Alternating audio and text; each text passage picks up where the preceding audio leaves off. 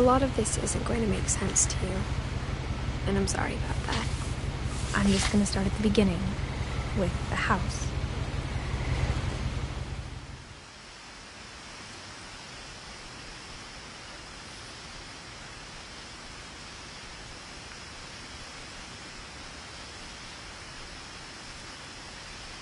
Someone had put up a chain-link fence, but it looked like I wasn't the first person to hop it.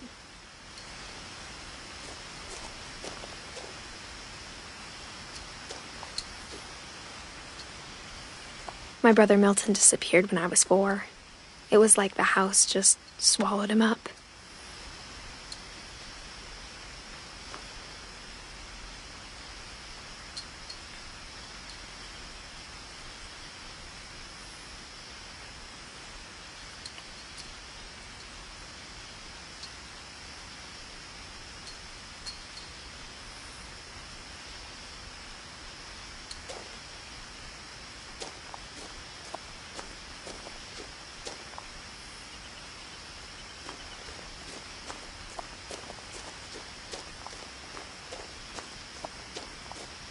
I lived here until I was 11, but I wasn't allowed inside half the rooms.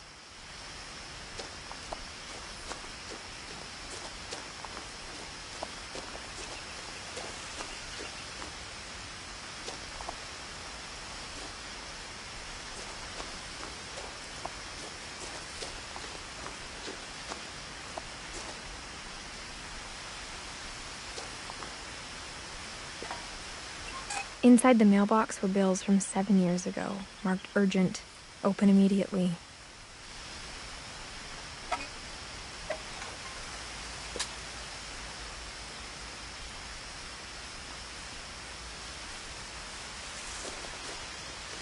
I hadn't been back since my brother Lewis's funeral.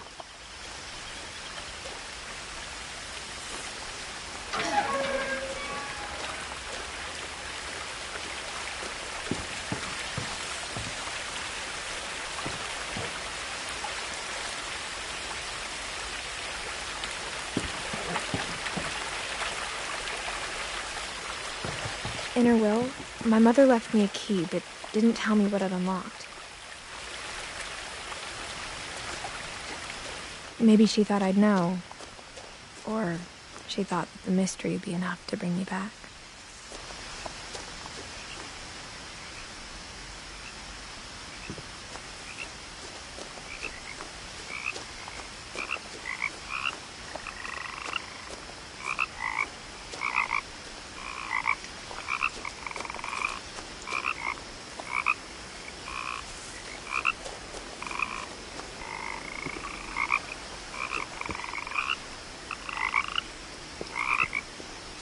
The truth is, even after I inherited the house, I never thought I'd come back to it. But now I had questions about my family that only the house knew the answers to.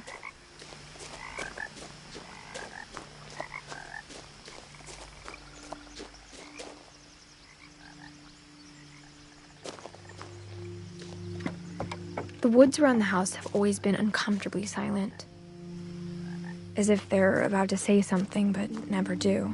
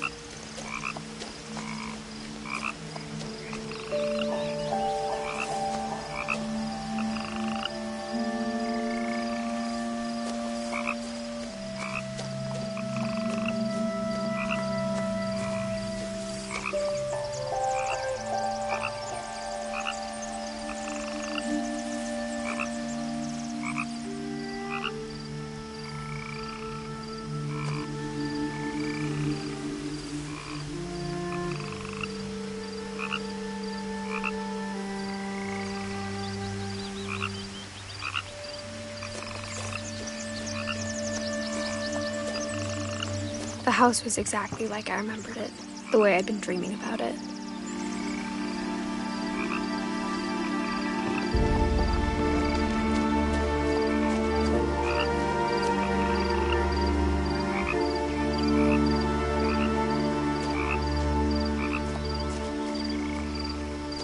As a child, the house made me uncomfortable in a way I couldn't put into words.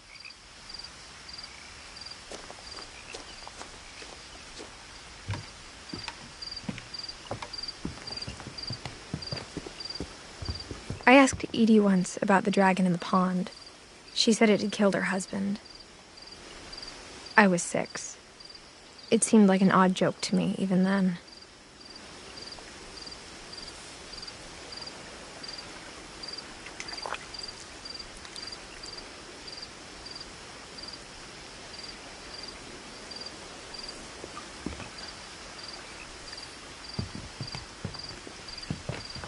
Now, as a 17-year-old, I knew exactly what those words were. I was afraid of the house.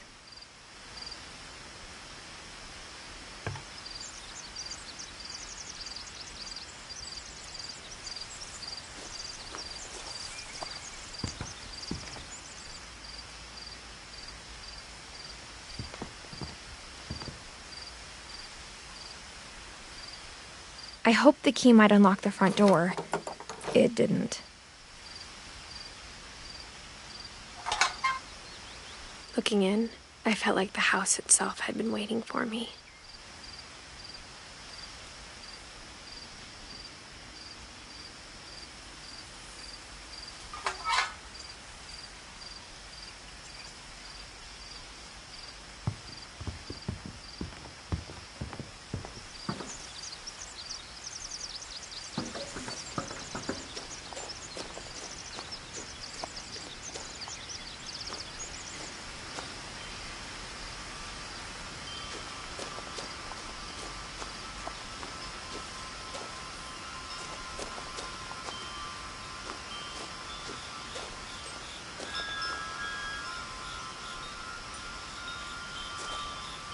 The house felt like it had always been here.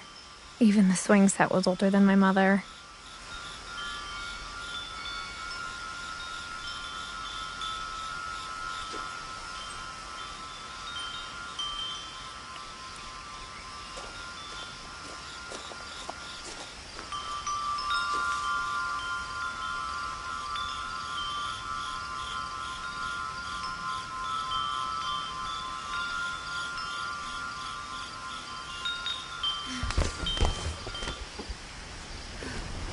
Crawling through the doggy door used to be a lot easier when I was 11.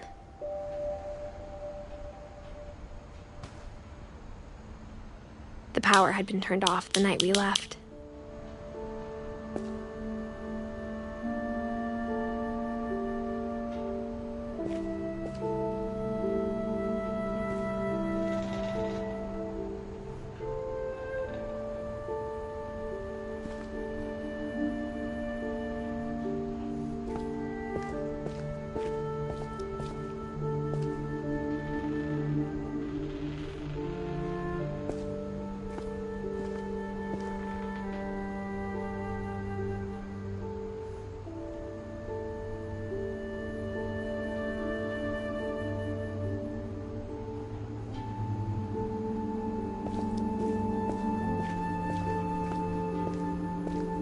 For the first time in years,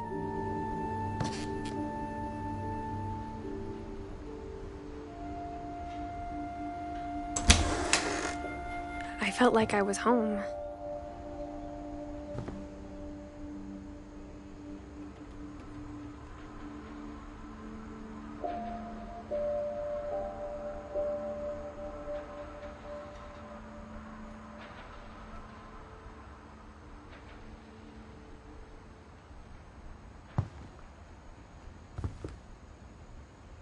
But instead of a family, there were just memories of one.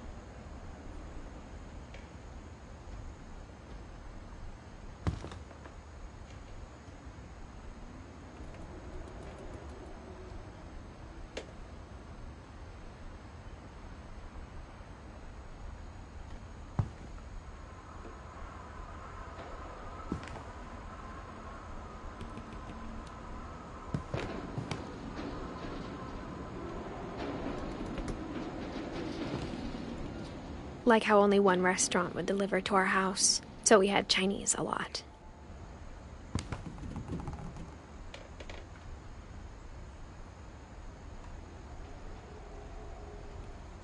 Or how after Louis started working at the cannery, we all got sick of eating salmon. Except our cat, Molly.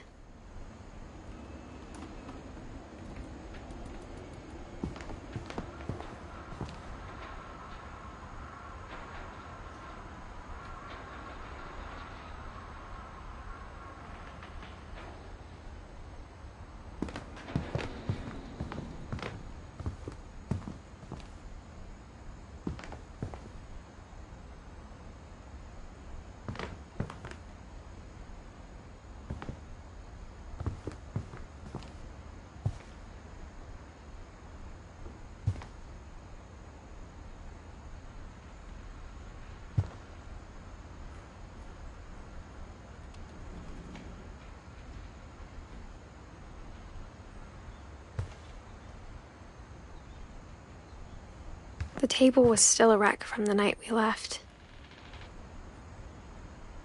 It was like a bomb had gone off, killing everyone but sparing the furniture.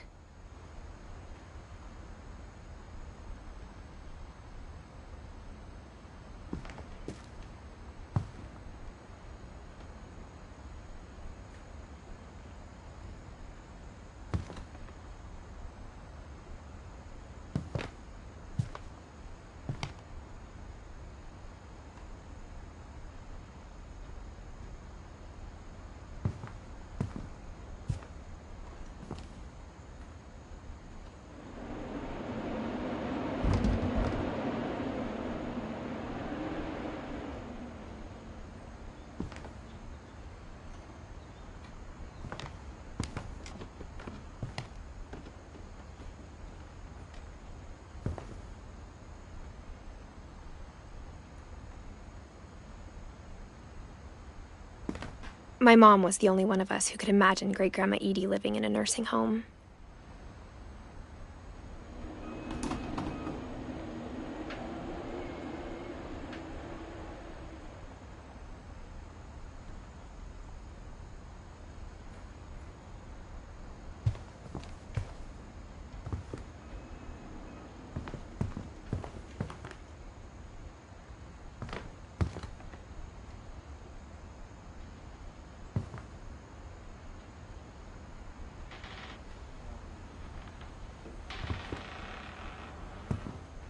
Nothing in the house looked abnormal.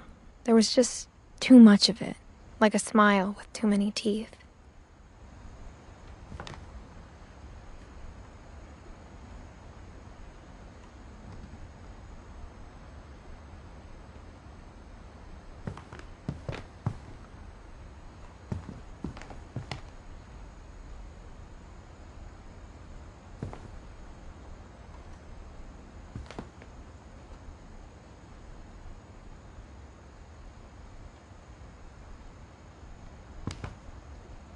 Even the fireplace had a story.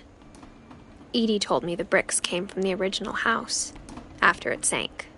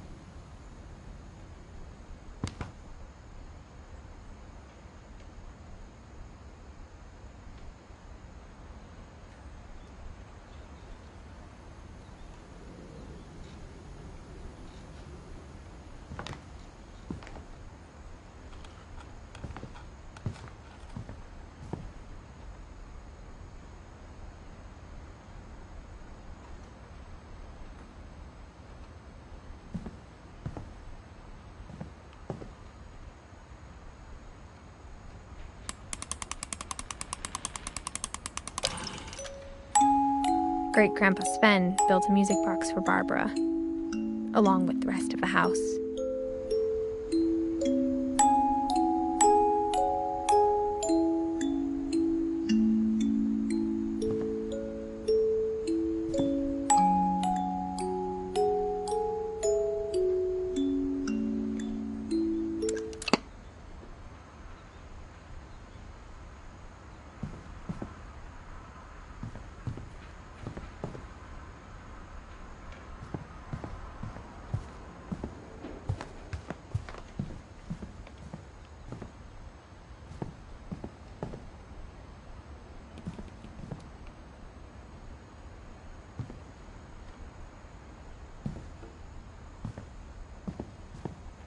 My mom wasn't much of an optimist, but she never stopped believing that my brother Milton was alive.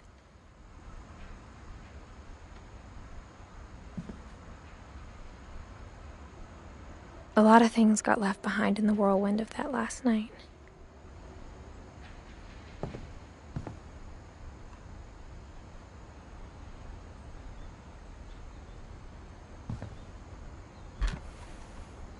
Edie told me once that every Finch who ever lived is buried somewhere in the library.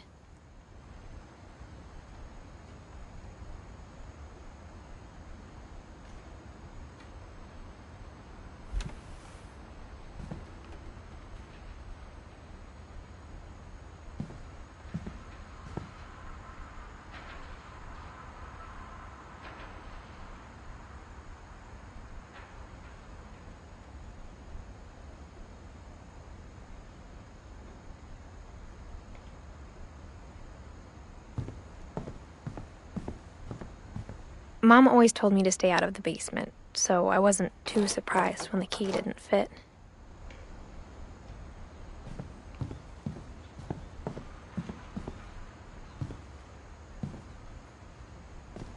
After Milton disappeared, Mom sealed up all the bedrooms. Then Edie retaliated and drilled peepholes.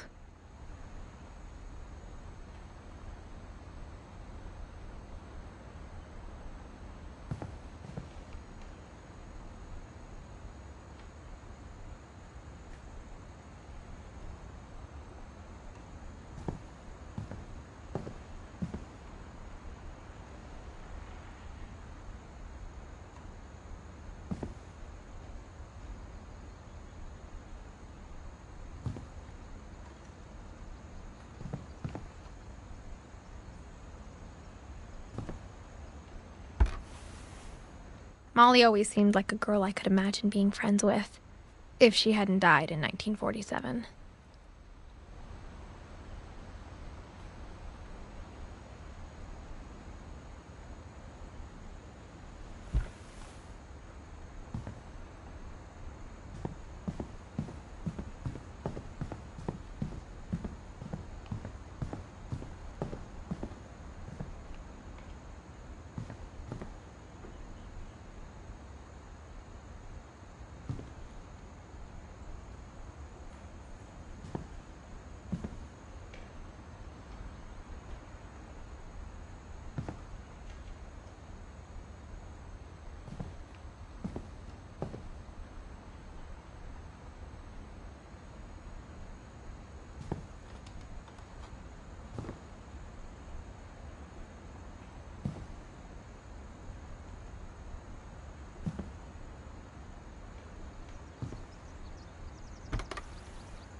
My Grandpa Sam spent 7 years sharing a room with his dead brother, Calvin.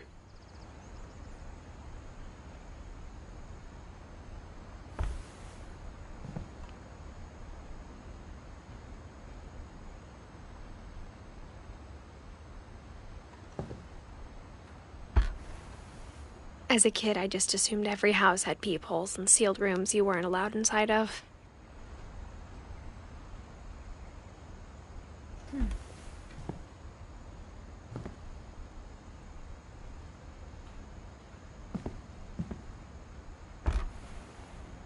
The last time I was in Edith Sr.'s room, I was 10 and she was painting my portrait.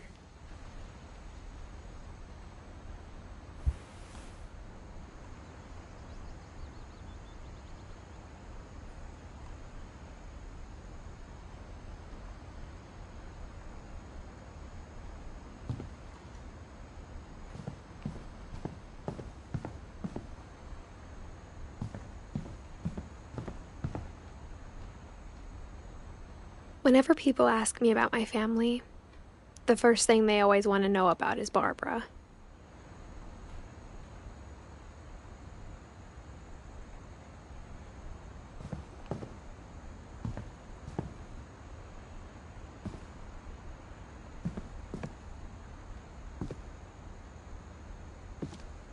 Mom must have locked the third-floor stairs on the night we left.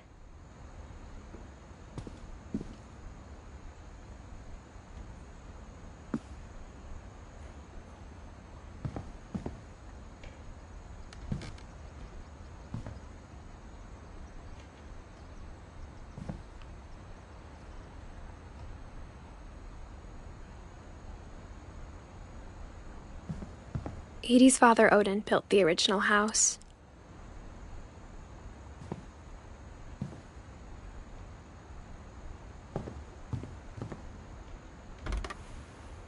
Barbara was a child star for 2 years, until America grew out of it.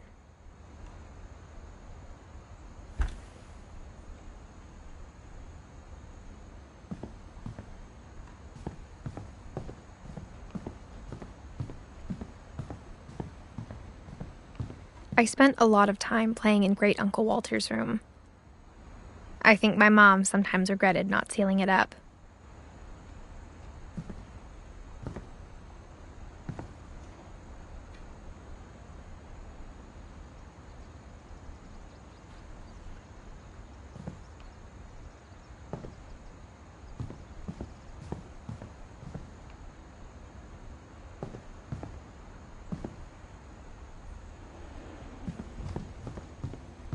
Lewis told me there were secret passages, but I never believed him.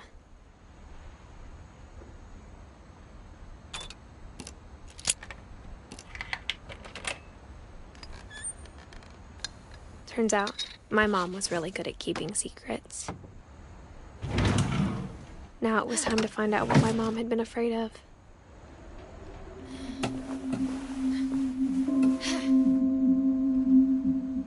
From the paintings on the wall, it was clear my brother Milton had been here before me.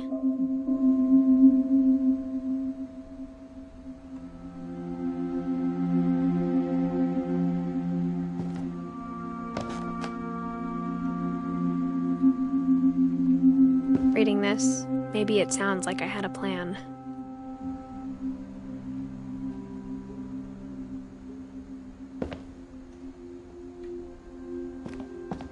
But I had no idea what was behind that door.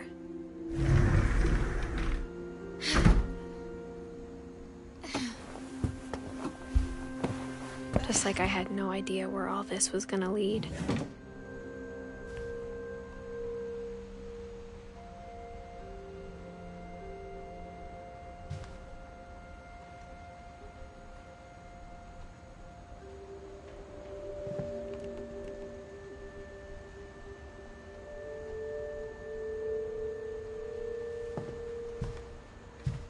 I grew up looking at Molly's room through the peephole.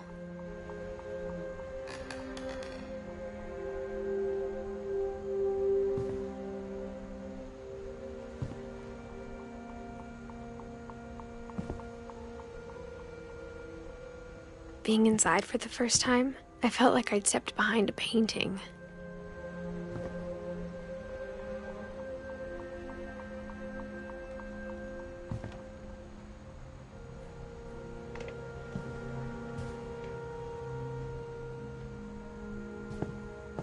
I got the sense Edie had spent a lot of time here, before my mom sealed the doors.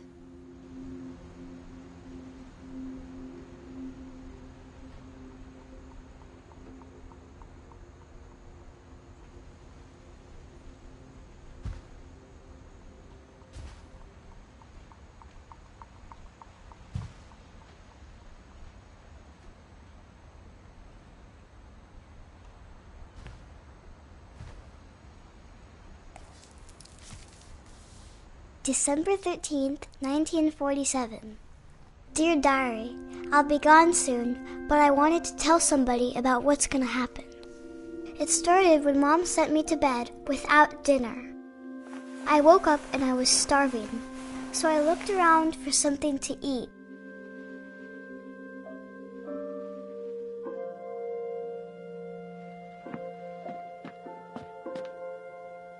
The gerbil food was dry, but I didn't mind it.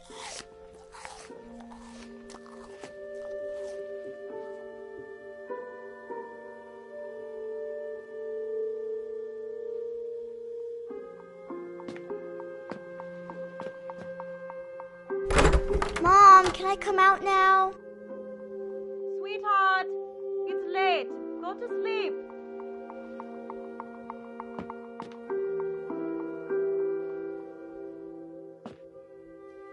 My Halloween candy was all gone.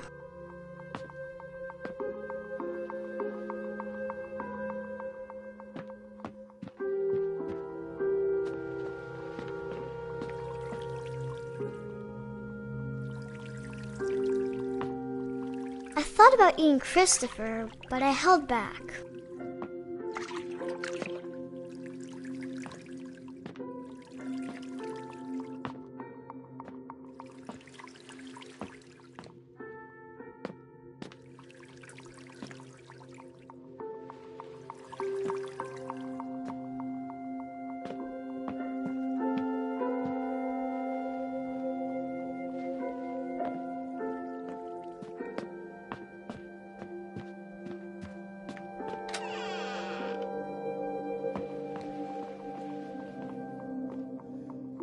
I kept eating and eating.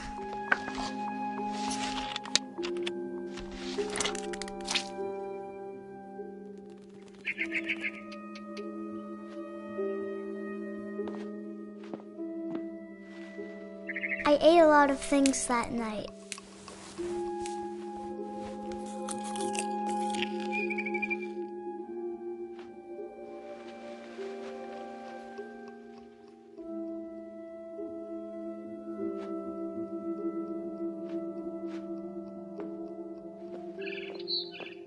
Then I heard chirping outside my window. It was a barn swallow going back to her nest. I reached out for her.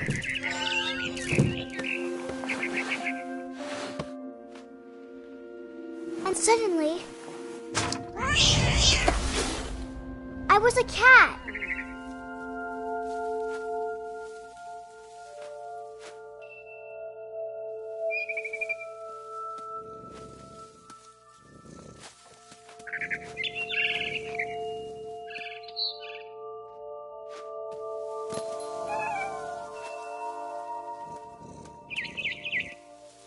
I tried to be quiet, but the bird was really scared.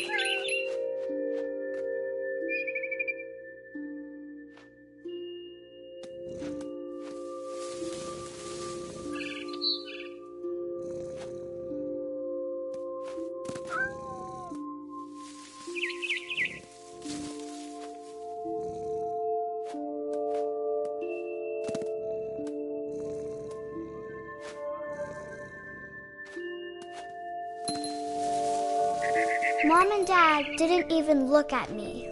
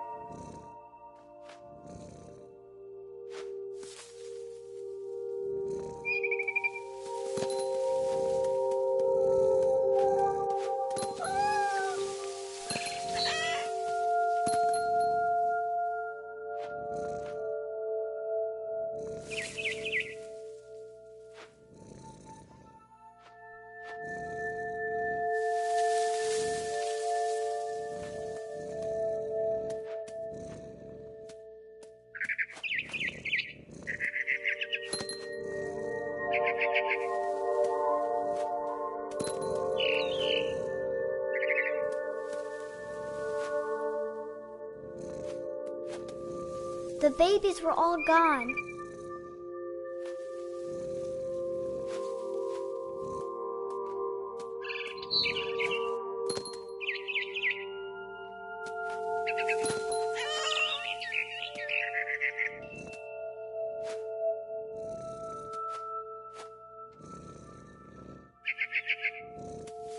I jumped and I almost got her.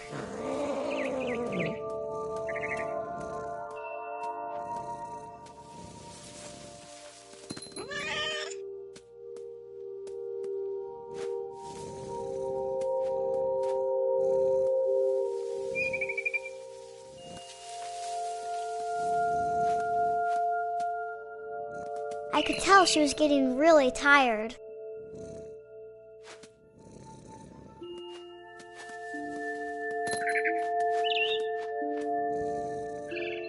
Now I was up in the big tree. I promised Dad I wouldn't climb it anymore. All I cared about was eating that mama bird.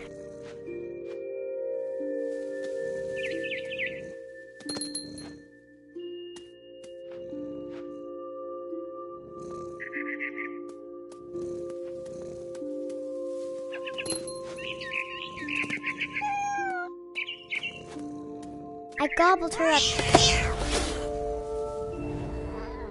And suddenly, I was an owl. First, all I heard was the wind. Then I heard little teeth nibbling in the grass.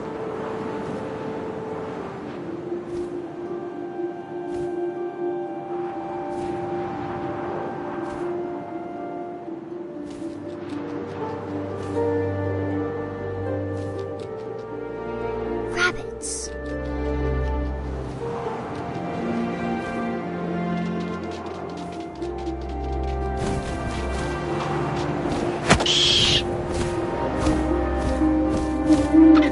I imagined his face looking up and seeing mine through my talons. I swallowed him up, and I didn't chew one bit. Then I flew off to find something bigger.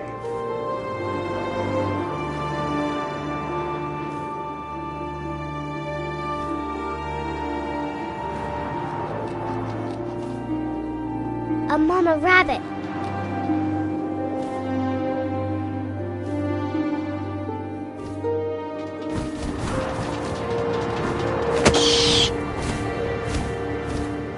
She was almost too big to carry. I started choking, but I couldn't stop eating. And suddenly, I was a shark.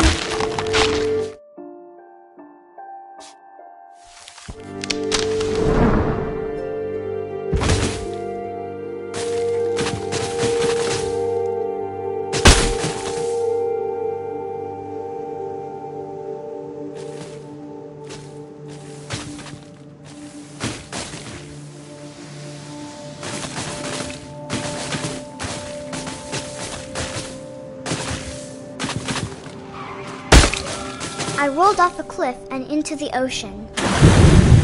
Now, I was hungrier than ever.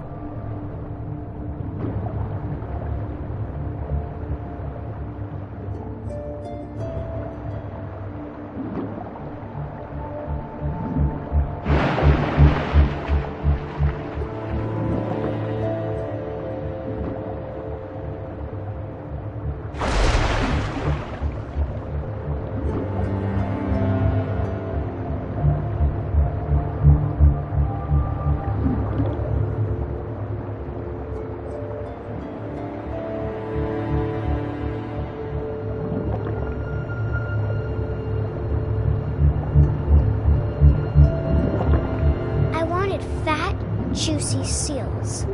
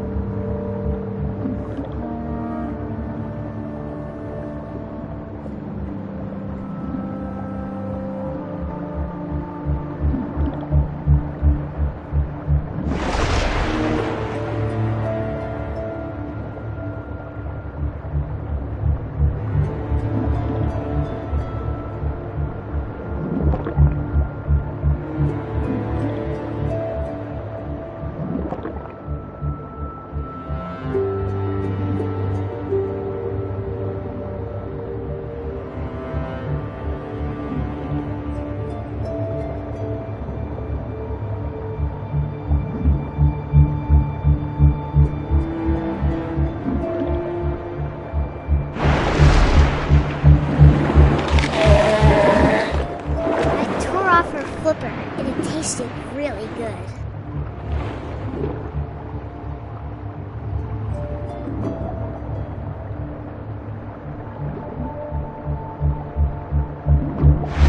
Grabbed on tight, but I was so hungry, I jumped out of the water. When I opened my eyes, everything had changed.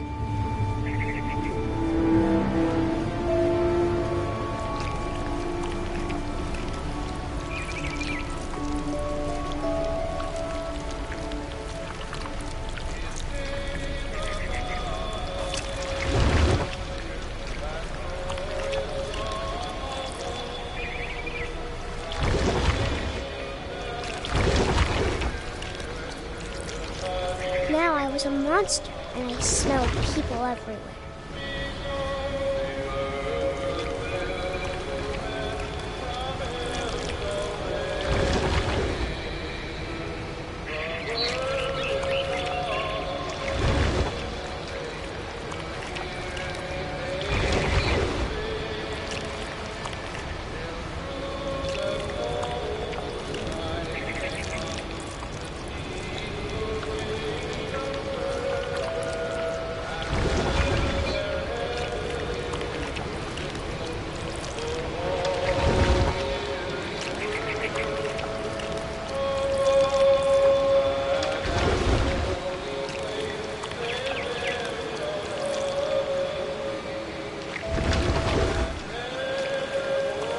I was big, but I moved real quiet.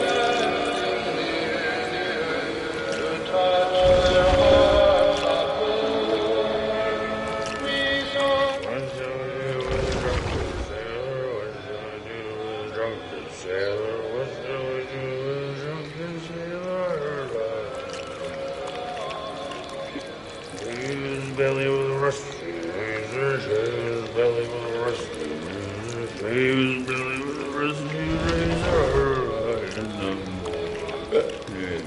What shall we do with a drunken sailor? What shall we do with a drunken sailor? What shall we do with a drunken sailor? Put him in the captain's daughter, put him in the captain's daughter, put him in the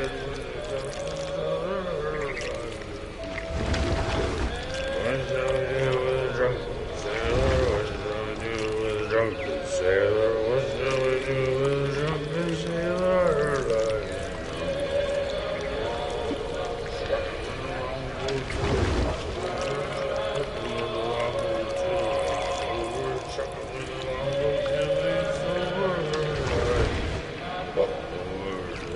What shall we do with a drunken sailor? What shall we do with a drunken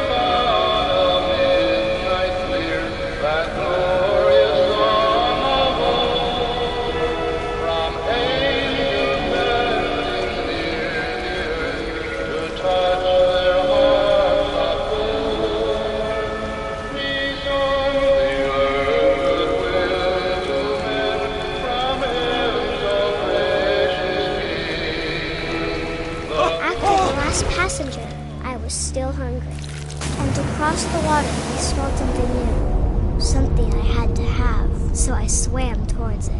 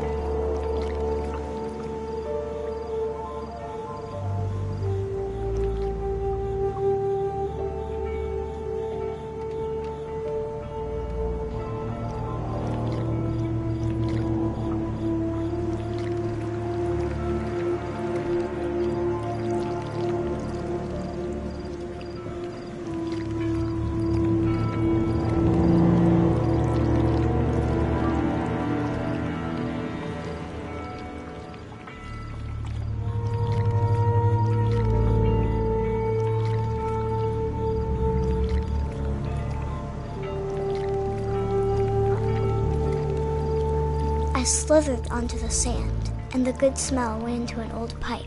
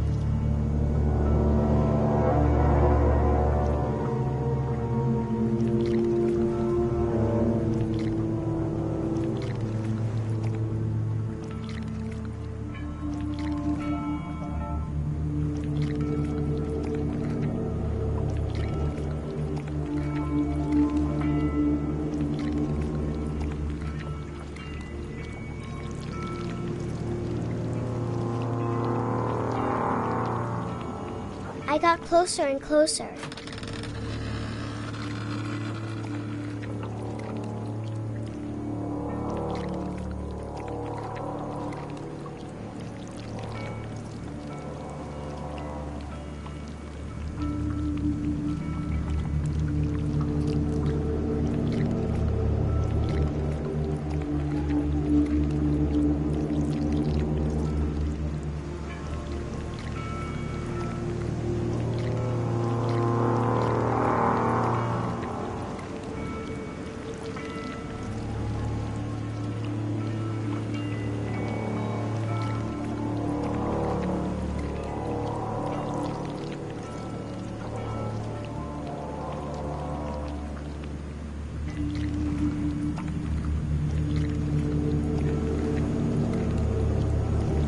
All of my stomach started growling. And suddenly, I was me again.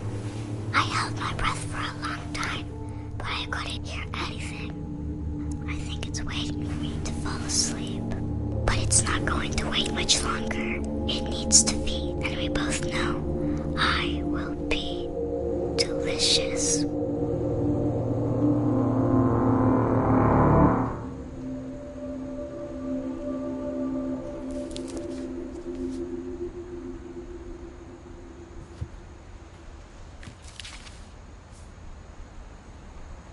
I'm not sure if I believed all of that, but I'm sure Edie would have.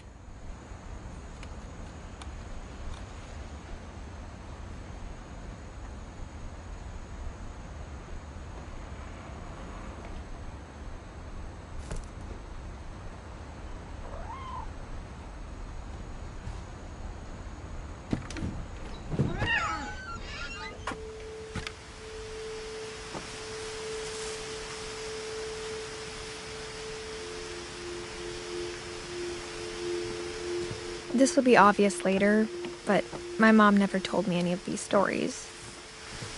Edie would have, but Mom didn't like bringing up the past. Though, when we adopted a stray kitten, she was the one who named it Molly.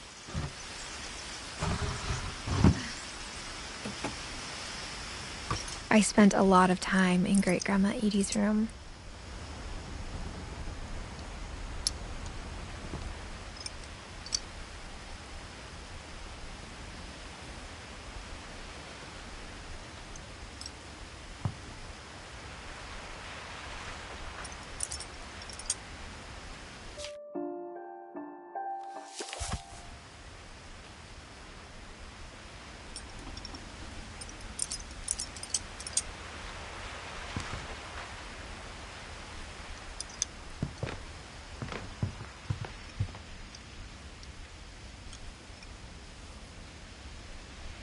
We got along, and it was a good place to hide from my mom.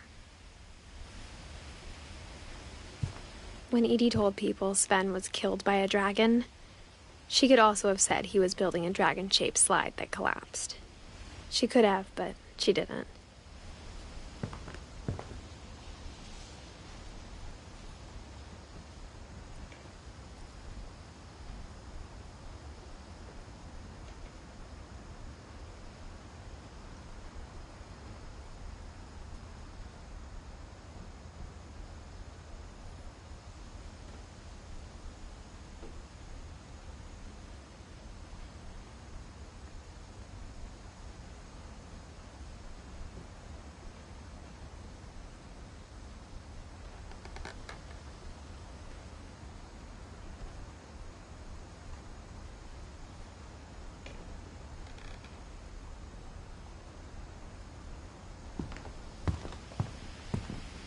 One summer, they evacuated the island, but Edie refused to go. For a few weeks, she was a celebrity.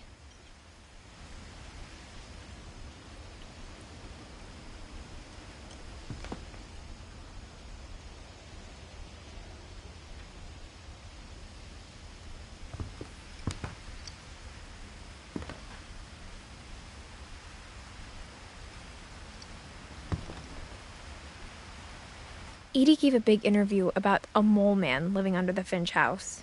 My mom was furious.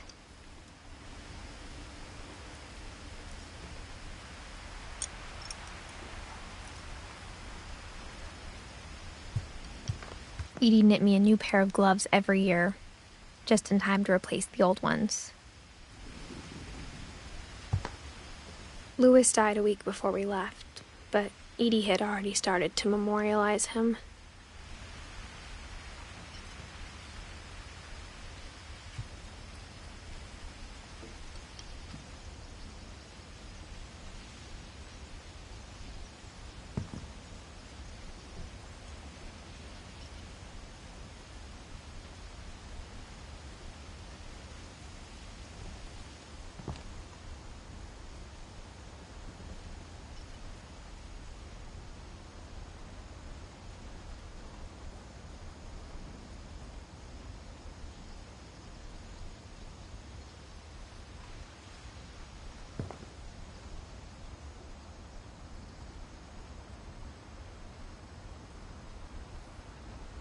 Her room was like a museum.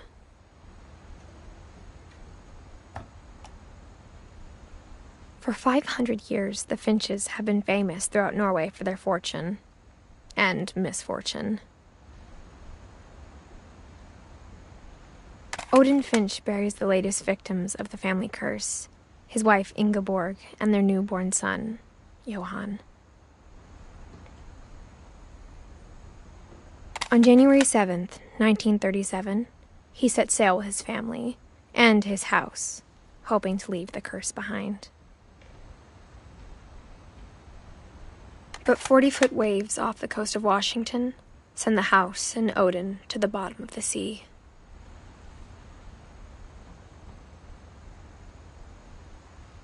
Odin's daughter Edie, with husband Sven and baby Molly, step ashore on their new home, Orcas Island.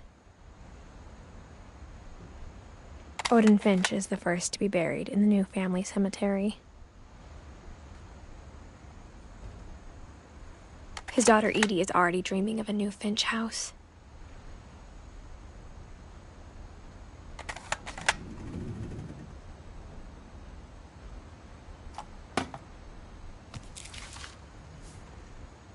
Whatever's wrong with this family, it goes back a long ways.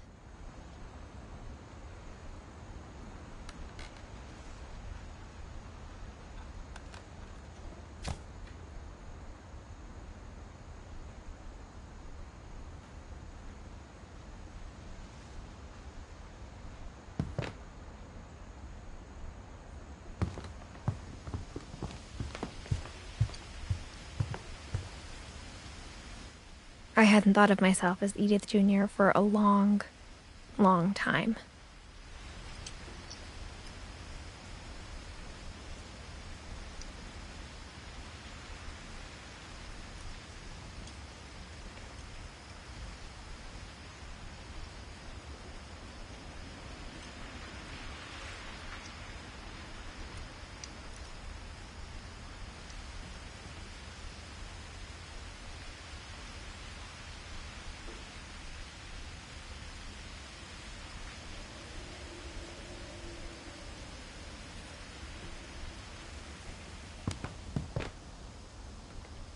Even in her 90s, sometimes Edie seemed a lot younger than my mother.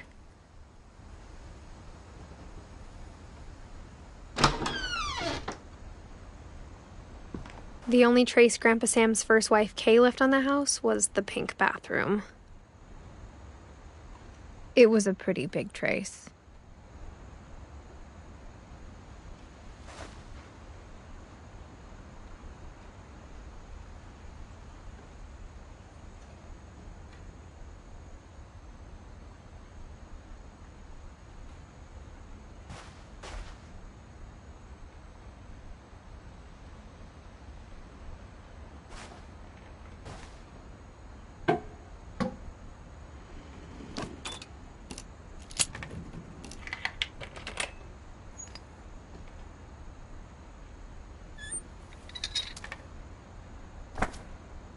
There's a secret in this bathroom. It's in the last place you would look. It isn't in the cupboard. It's hidden in this book.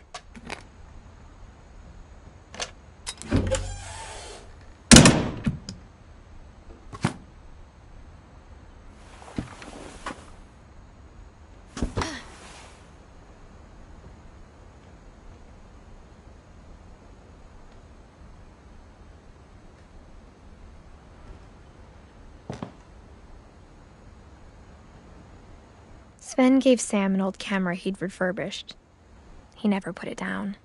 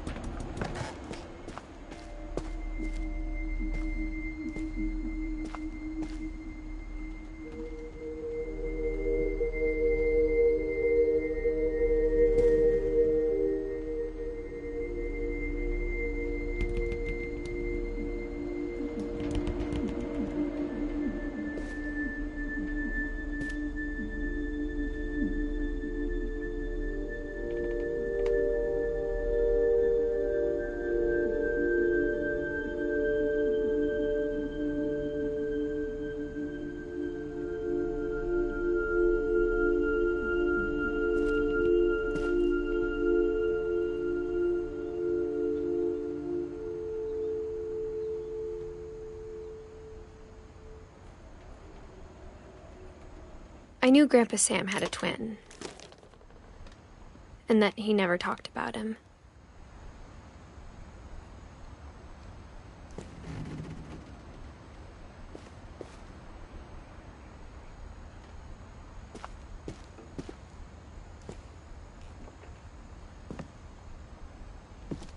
I guess my grandpa didn't like history any more than my mom did.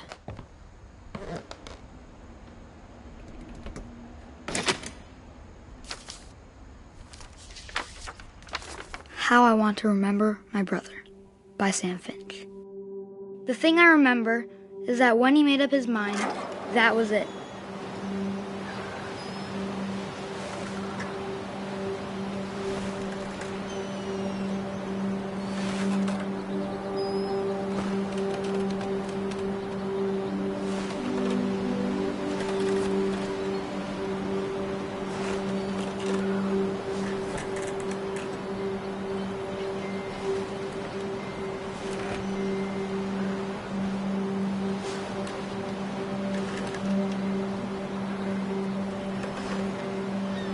My brother said he'd die before he ate another mushroom.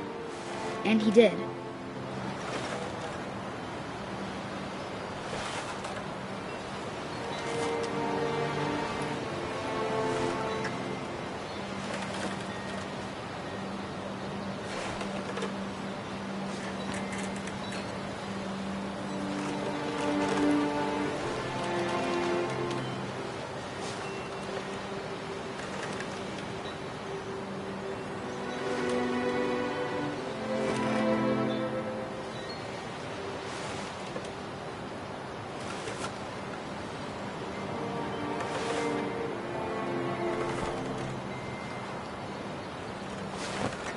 At Barbara's funeral, we swore we'd never be afraid again. And he wasn't. I think Calvin always wanted to fly.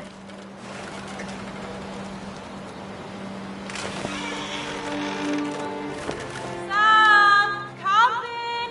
Dinner's ready! Coming!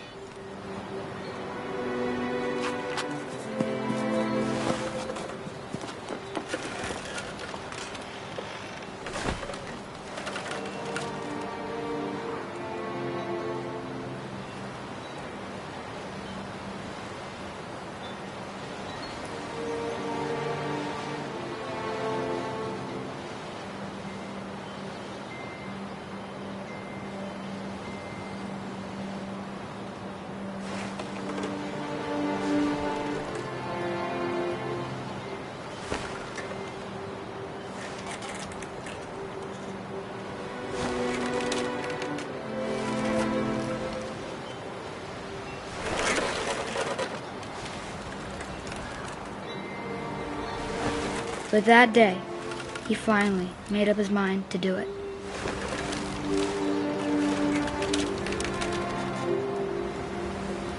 I told him going around was impossible. Maybe if I hadn't said that. Calvin! I'm not gonna tell you again! Maybe if the wind hadn't picked up. And maybe he'd still be here. But I doubt it. I think he'd already made up his mind. That's what I want to remember about my brother.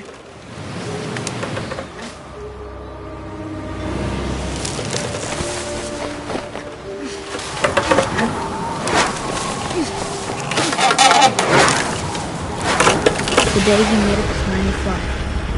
And he did.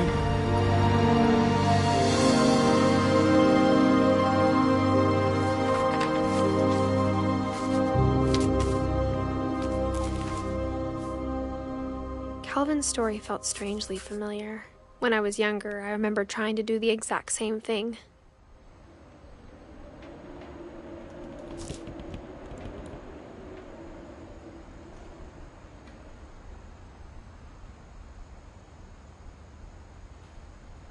After the funeral, Edie roped off Calvin's half of the room.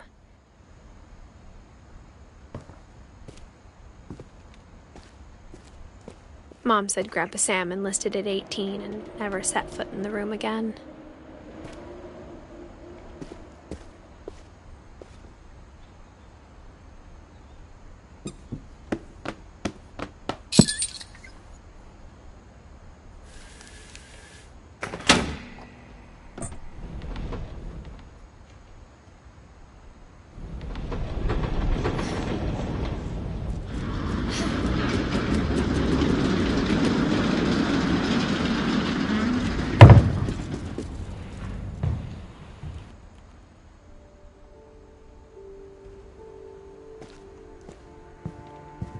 passages were a pretty tight fit. They'd obviously been built for smaller hands and bellies.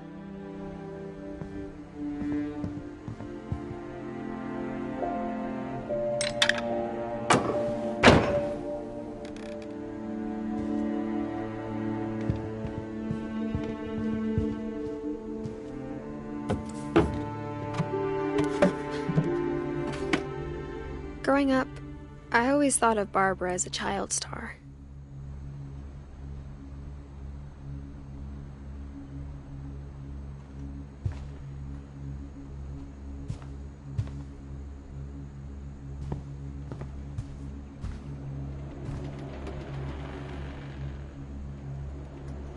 I never thought about how hard it must have been for her afterwards.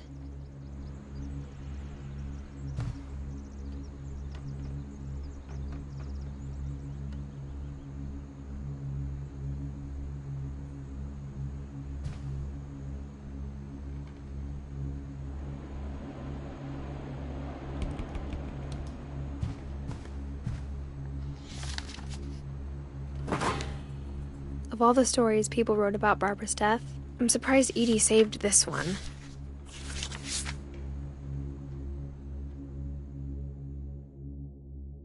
Old Jack here with another ghastly tale inspired by America's most unfortunate family.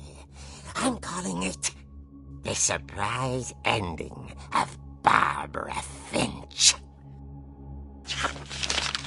As a child star, Barbara was famous for her scream. Now at 16, she was all washed up. A has-been.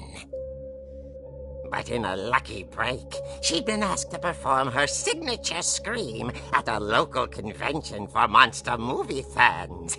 It was just the boost her career needed. Unfortunately, her scream hadn't aged well. Getting better. I think you just need the right motivation.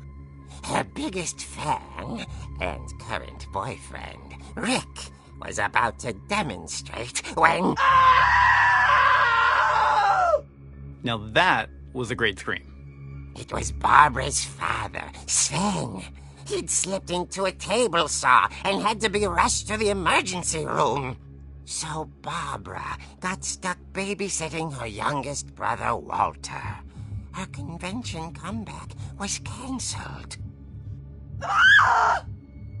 Okay, I'm hearing frustration, but I'm not hearing terror. What if I tried... A gang of hoodlums in Halloween masks have been terrorizing Orcas Island tonight. Police are urging residents to... That came from the basement. You're right! Also, I loved your delivery on that. Why is your basement door locked? Because my dad likes making puzzles and secret passages. There's a key hidden in the music box. The secret is to keep winding and winding until finally the key pops out. Thanks, babe. I'll be back in a sec. 20 minutes later, Rick hadn't returned. So Barbara went to look for him, right on cue. She reached for the music box. And as she wound the key, she listened for Rick, but the house was silent.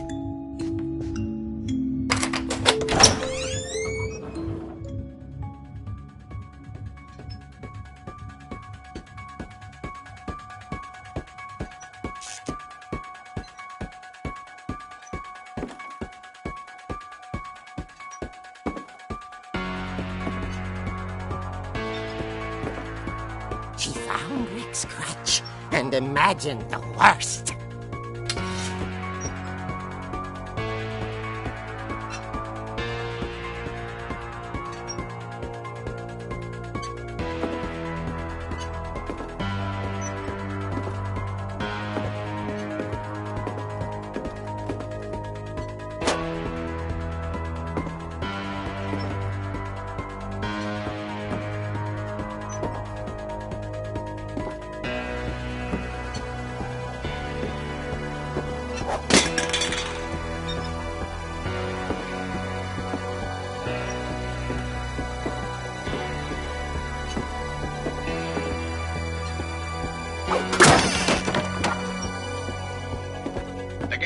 is the infamous Hookman killer, Dr. Carl Hamill, who impaled and then ate his family 10 years ago tonight.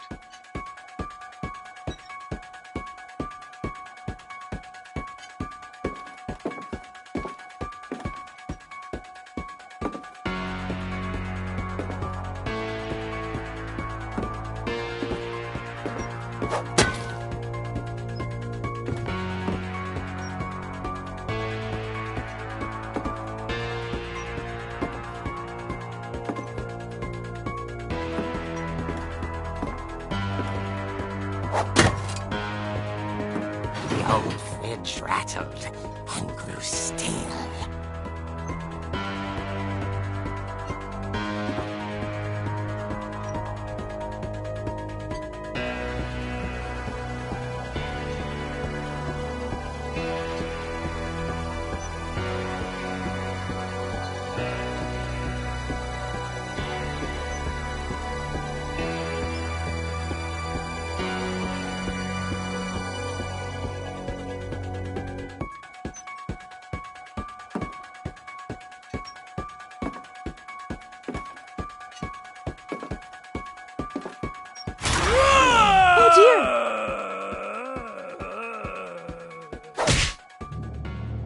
Oh! Rick? Barb, relax. I was just trying to scare you to help you find your scream. Well, I'm not scared, Rick. I'm furious. Then act furious. All I'm getting from you now is that you're hurt and confused and She threw him out, but she kept a little something to remember him by. Barb, have you seen my other crutch? And she was still holding it when she fell asleep watching the late picture show. Hours later... Barbara! Walter, what's going on up there? Ah! Okay, I'm coming up, but if this is a trick, you're dead, Walter.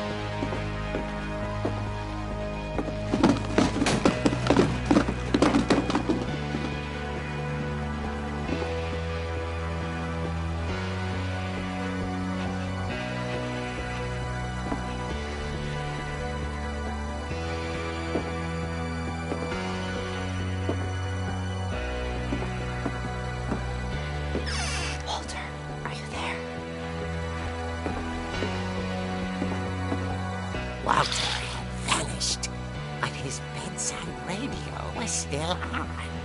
Orcas Island police describe the man as 6 feet tall, with a steel hook for a hand. Residents are urged to lock all doors and windows and notify the police of any suspicious activity.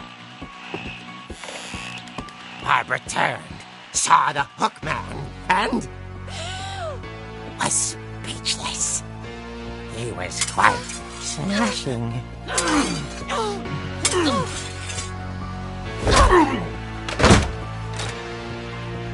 he was, he couldn't get enough of Barbara. Okay, Barbara, there's gotta be another way out of here.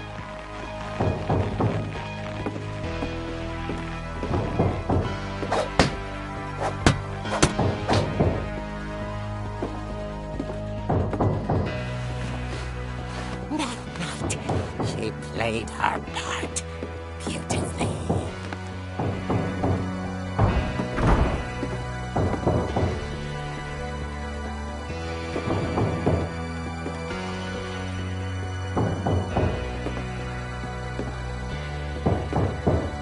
Molly's door hadn't been opened in years. The hinges groaned.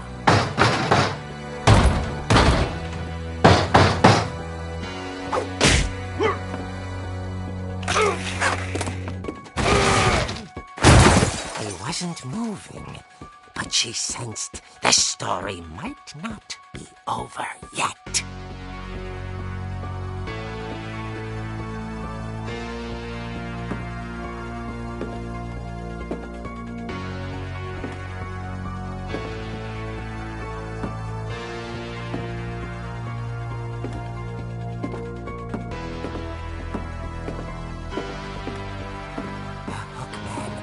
Vanished.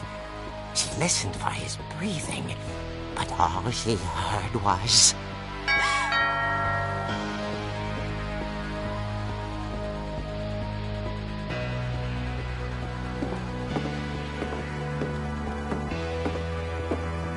Someone at the door was dying to speak to young Barbara. At the door, she heard whispering. It was coming from inside the house.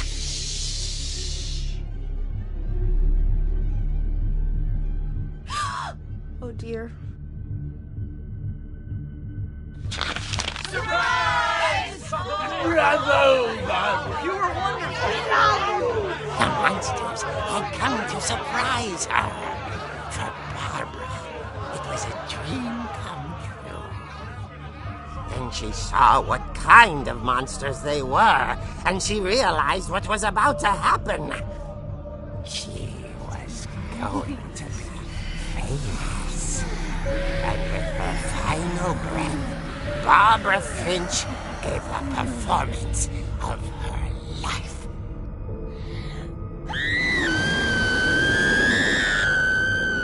I wasn't there myself, but I hear Barbara was magnificent. Poor girl. She had a taste for stardom. But unfortunately, so did her fans. Of course, the police blamed it all on poor Rick, who disappeared the same night. And little Walter, hiding under his bed the whole time.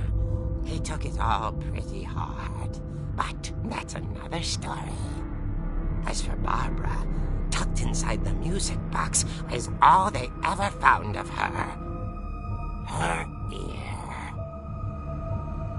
Now that's what I call a real eerie tale.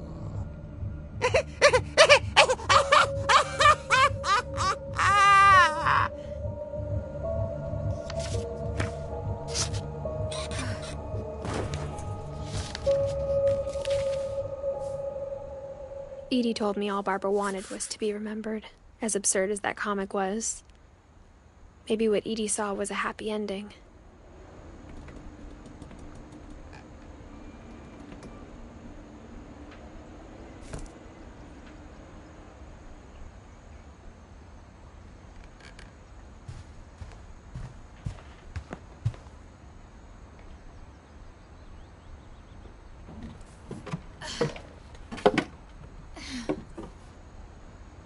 I guess now I know why Mom didn't like me playing with the music box.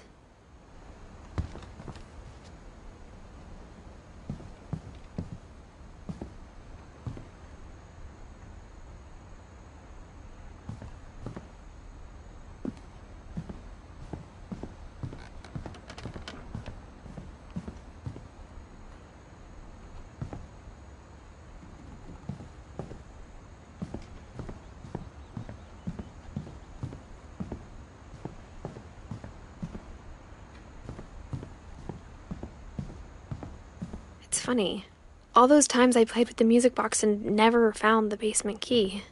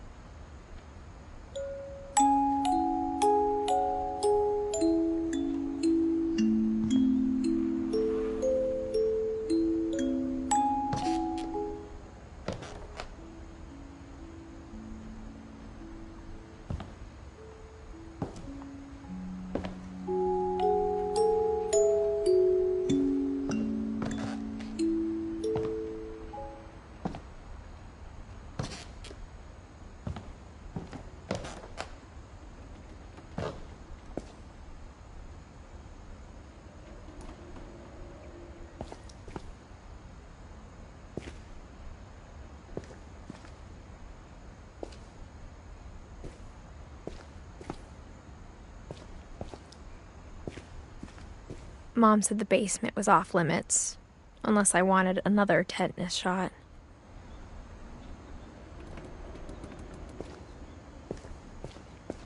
I saw Edie sneak down to the basement once, carrying packages.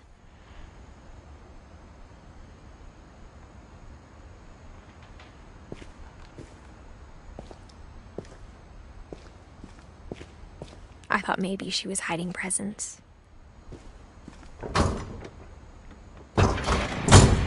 It turned out she was hiding a lot more than that.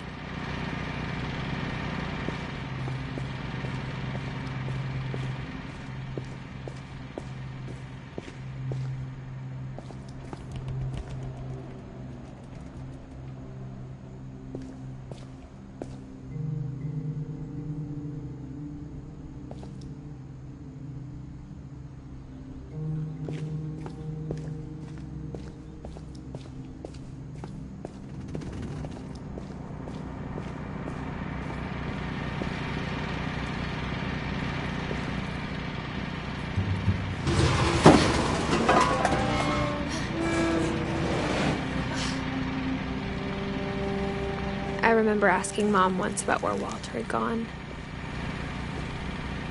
She said after Barbara died, he got as far away as he could. If there's a pattern in all these stories,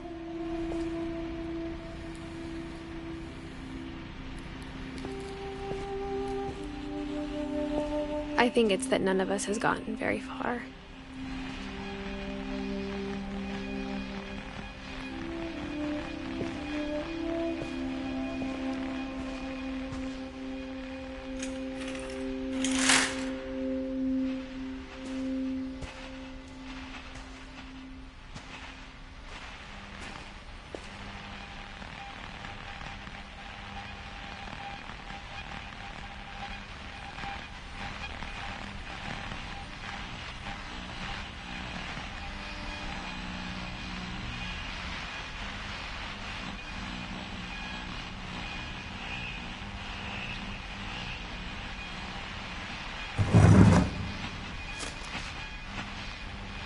Goodbye, everyone. I can't believe I've been down here for 30 years. On that first day, after the shaking started, I didn't think I'd survive a week.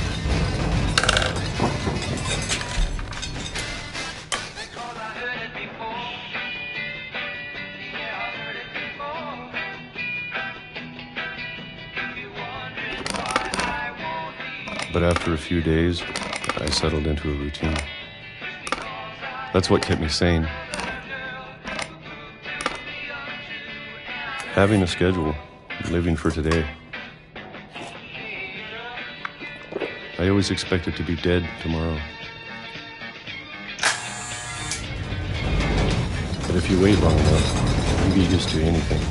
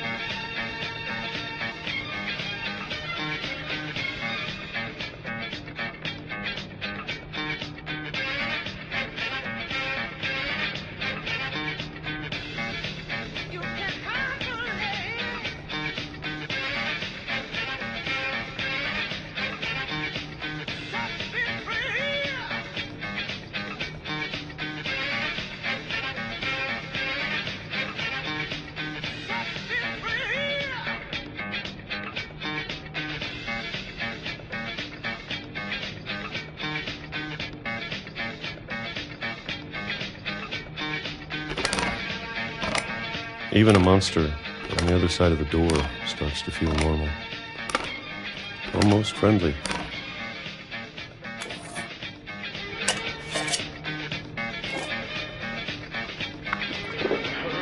And then one day, everything just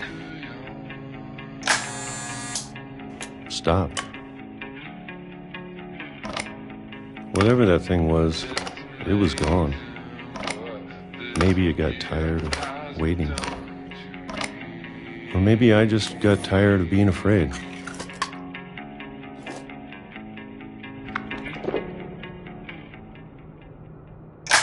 been a week now, the longest in 30 years. I'm done waiting. I have to leave while I still can.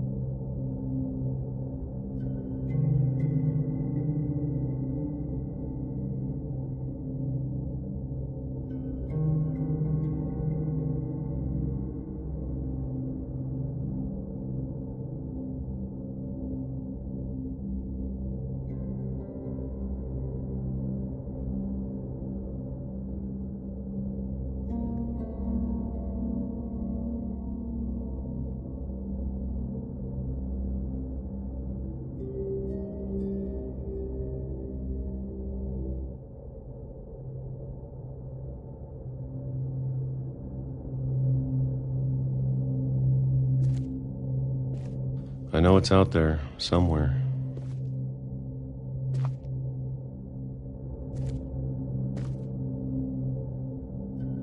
Whatever killed Barbara and Molly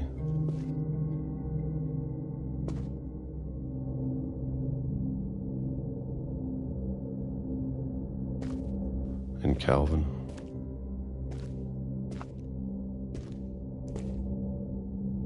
Maybe this is all a mistake. But I need to stop living the same day, even if it kills me.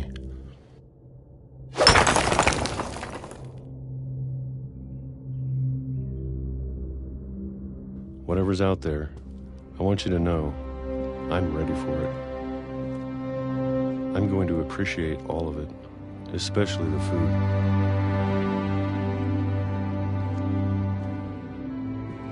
I don't mind if I only have a year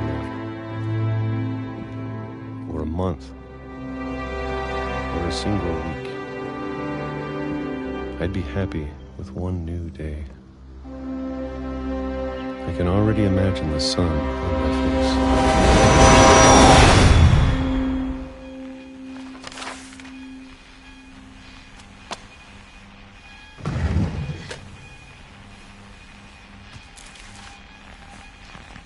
Walter died when I was 6. I can't believe my mom never told me he was down here.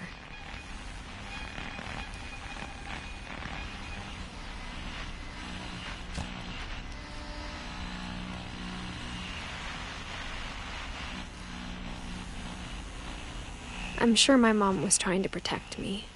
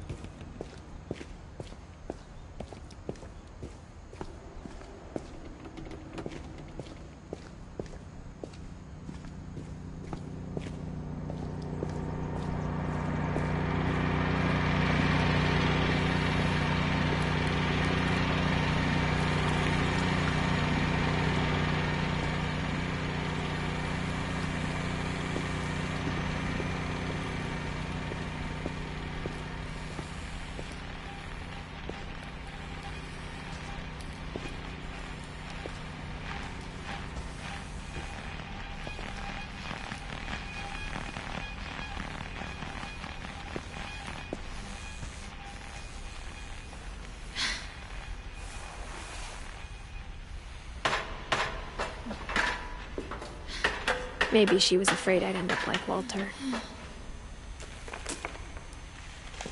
But if she never told me about an uncle under the house, I can only imagine what else she was hiding. I don't want to make the same mistakes she made.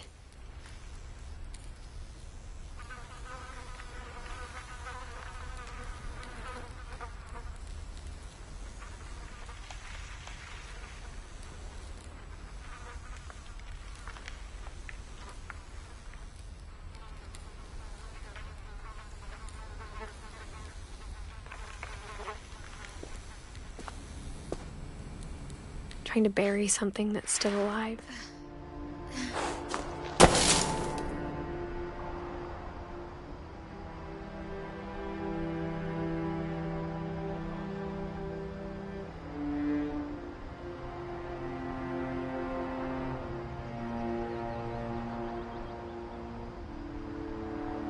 Now that there's only one of us left, or maybe two,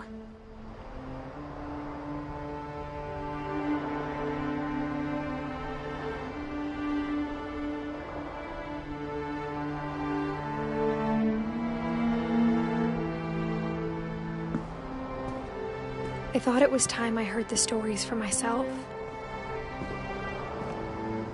and found out what happened to everyone else.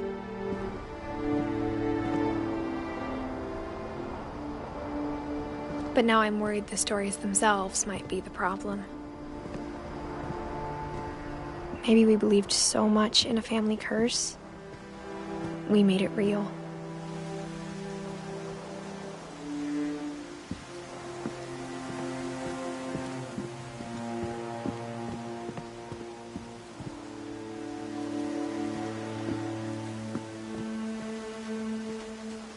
I don't know if I should even be writing this.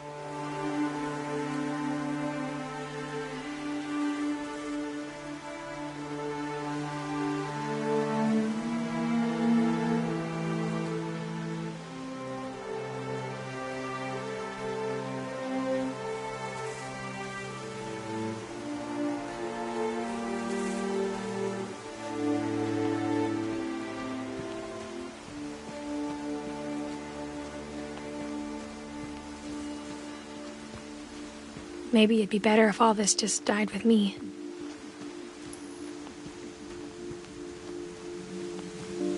But I thought you should know about your family.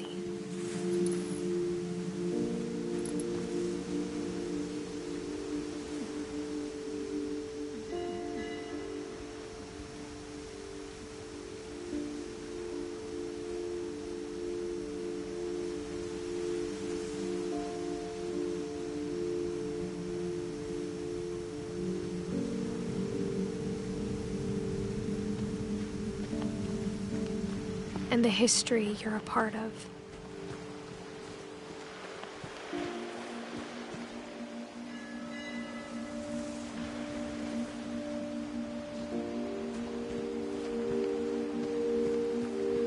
Though to be honest, I feel as lost as you probably do right now.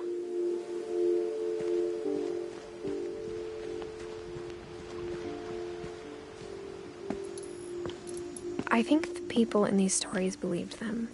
For what that's worth.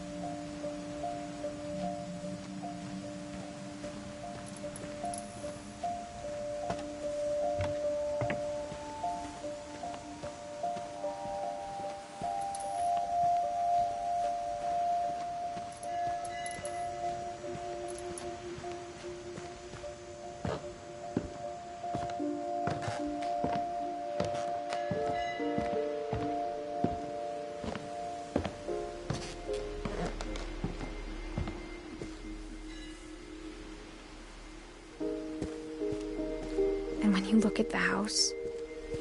It had that history of imagination and stubbornness and madness.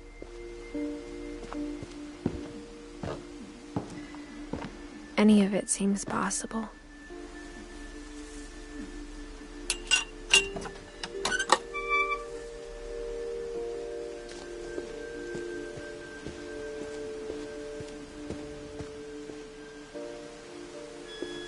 I think we've been surrounded by death for so long, we've just gotten used to it.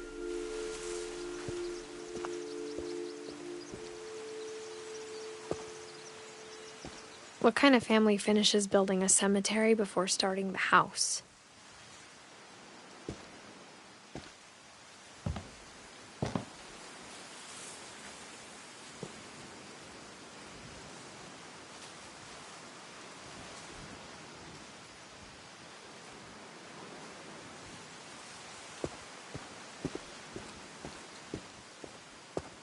It's embarrassing for me to admit this, but the pet cemetery made me more uncomfortable than the human one. 3 of the gerbils were mine, and 2 had been my fault.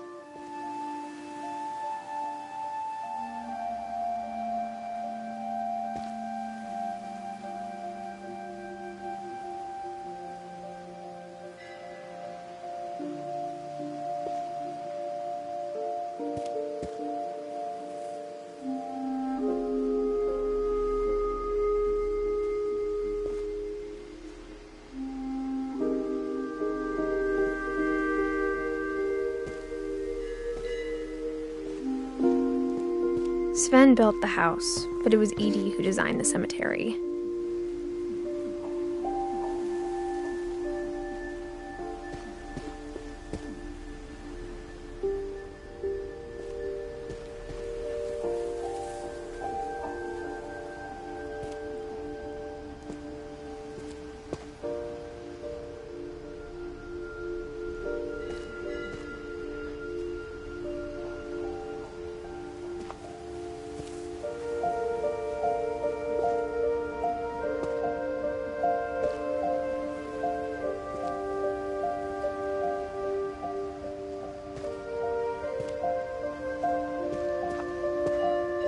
I'm sure Odin's monument had been Edie's idea.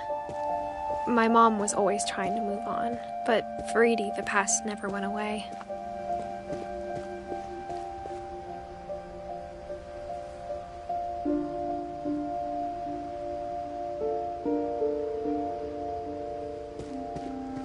She could see it poking out of the water at low tide.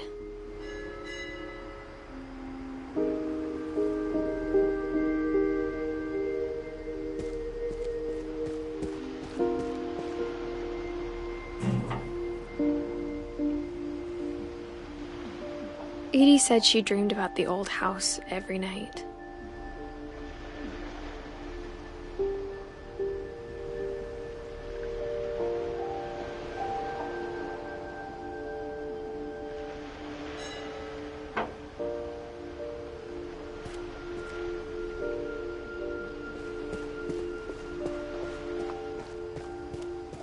Edie's side was always easier for me to understand.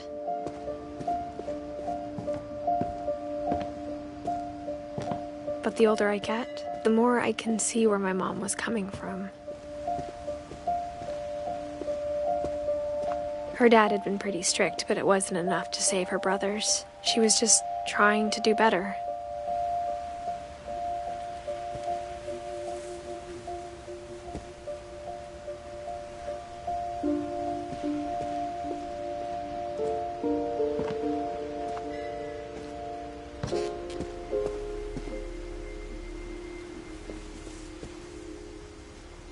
She lost 2 of her brothers, just like I did. I get why she tried so hard to protect us.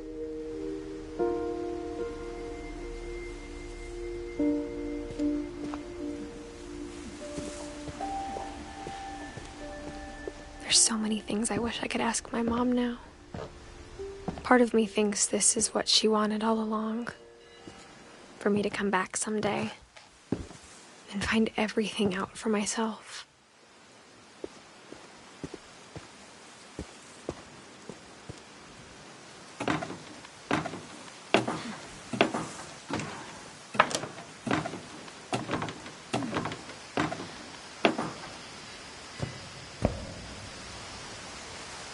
But looking back on it now,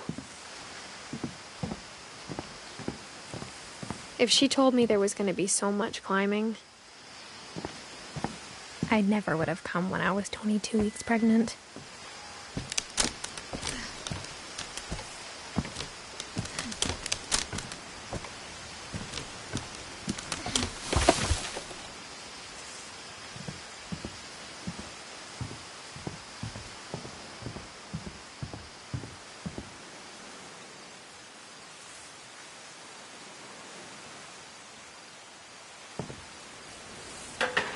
I never met Grandpa Sam, but I think he and my mom had a lot in common.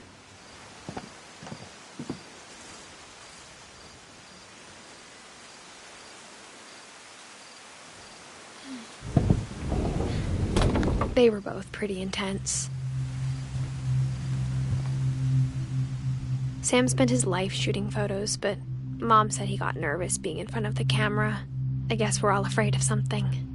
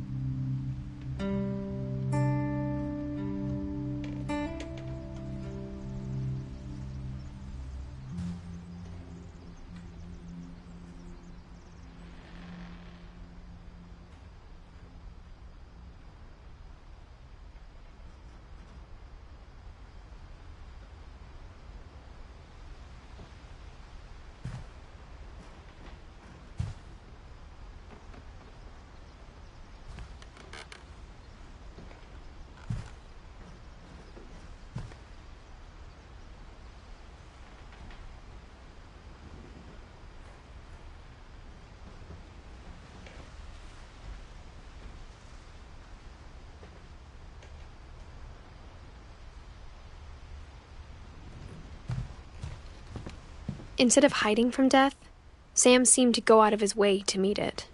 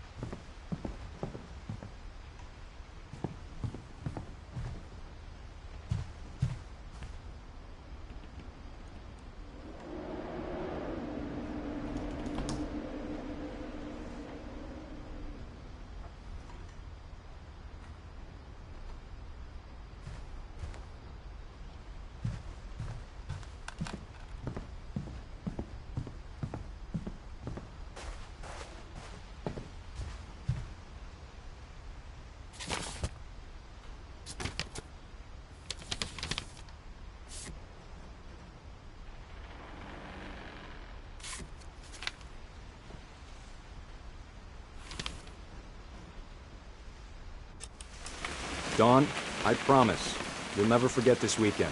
Yes, sir. These memories are gonna last a lifetime. Am I gonna have to shoot anything? It's a hunting trip, Dawn. Shooting is strongly encouraged.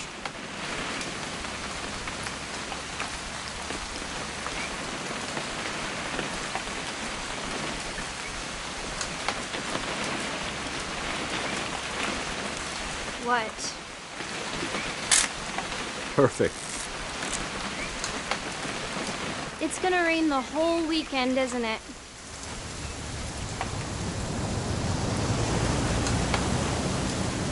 I will never forget this weekend, Dad. That's the spirit. Okay, got it. I'm gonna take some pictures, okay? Just be careful. That camera's older than you are.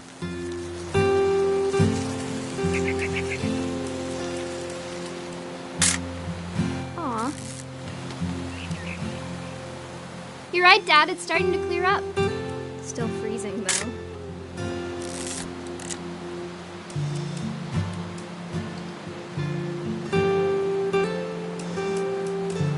Definitely should not have drunk all that coffee. Hold still while I take a picture of you. I definitely won't be moving. Are you... Hey! That's a keeper. Nothing quite like being outside. I'm just saying, I'm not always gonna be here, Dawn. You'll need to remember this stuff, if you want to survive. I'll be fine, Dad. You know who else thought he was gonna be fine? Some guy who died. Dawn, I'm being serious. I know, Dad. You're always serious. Doesn't being out here make you want to chill out? Well, to tell you the truth, I haven't been out here in 20 years. Dawn, don't you think you could find something more interesting to photograph? Last time I was with my brother Calvin. Man, that was a great trip. Your grandpa Sven taught us how to fish, how to build a fire. We found an old logging trail. There were deer everywhere. I bet if I could remember where that trail was, we'd spot a buck for you in no time. Give me a minute to check the map.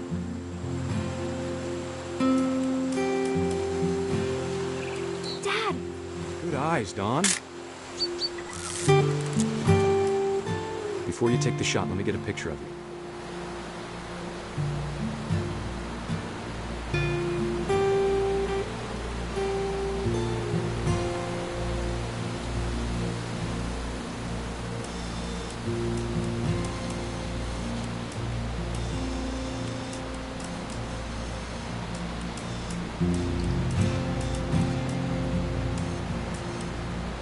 Dad, I...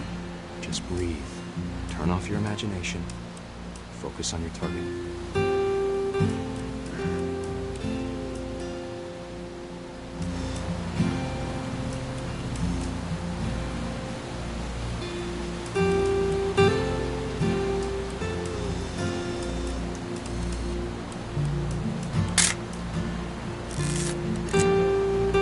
Let me get behind you.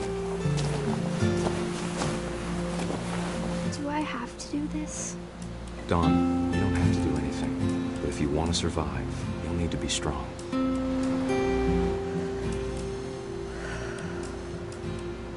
Now keep yourself squared up. Great shot, Dawn!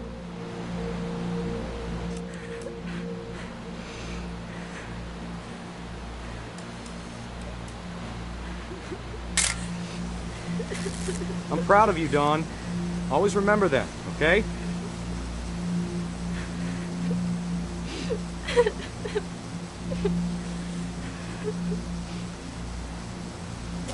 Sorry, Dawn. Just gotta reset the timer.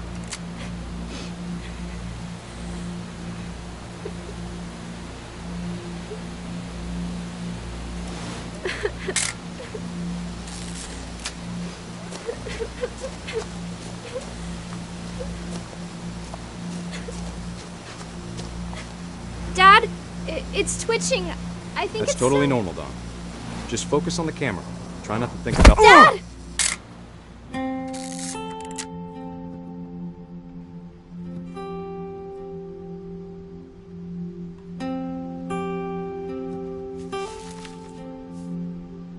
Of all these stories, that's the one I wish most that my mom had told me.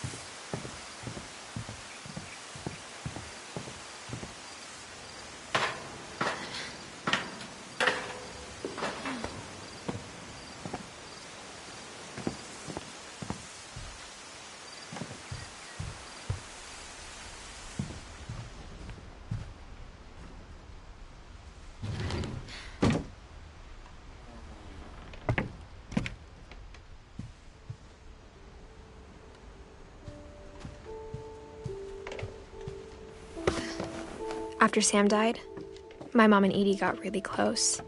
They'd both lost a lot.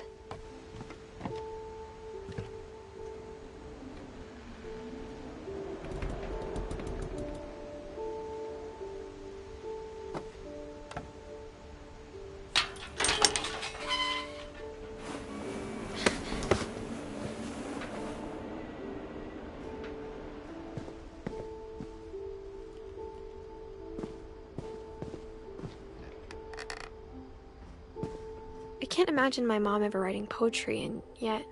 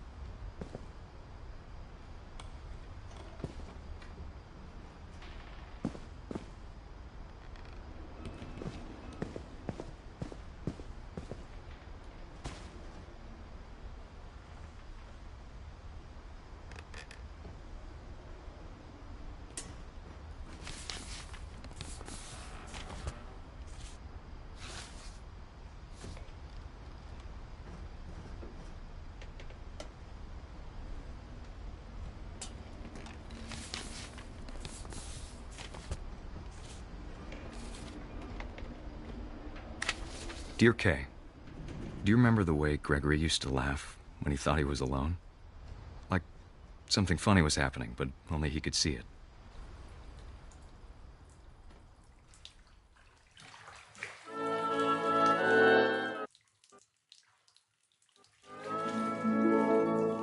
I think he saw things the rest of us don't.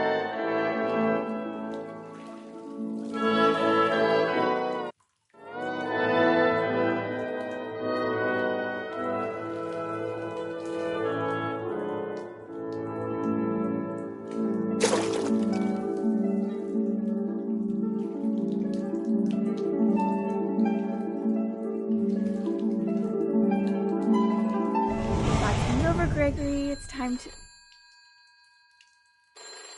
Hold on, sweetie. Hello? Sam, I told you I don't want to talk right now. I wonder what he saw.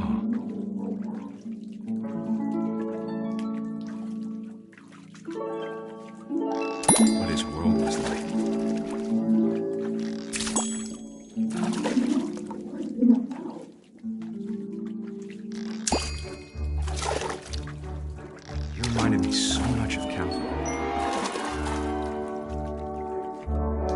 In his imagination.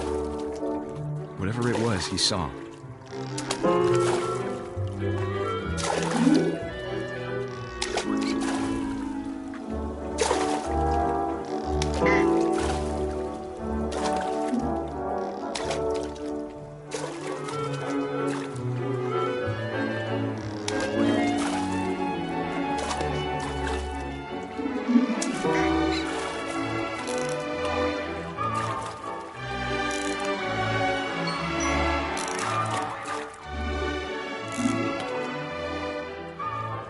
Sure made him happy.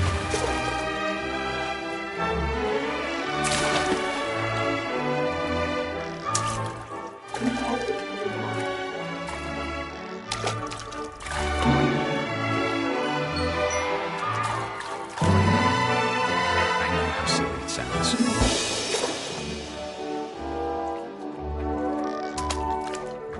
But I'm worried about a baby being too happy.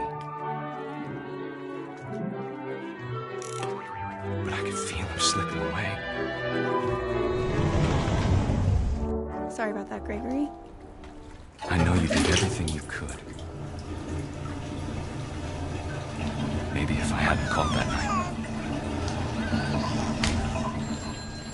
Damn it. Hold on, I don't want Gregory to hear this. I wish he could have told us about the world he saw.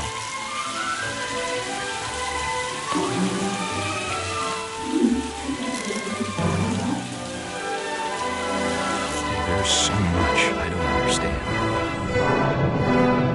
about Gregory, about everything.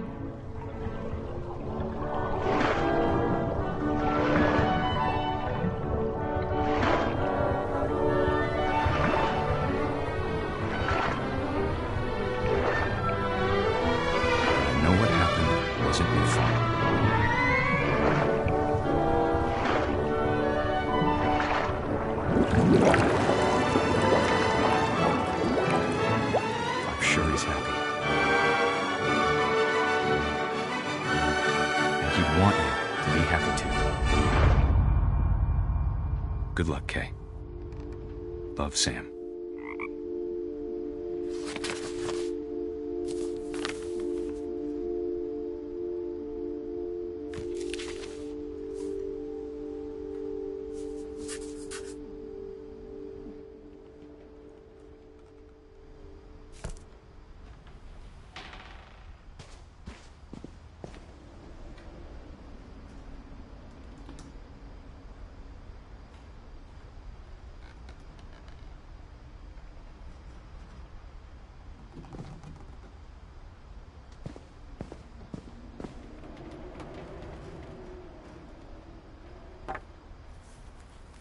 A poem for Gus, who always said the wedding was a bad idea.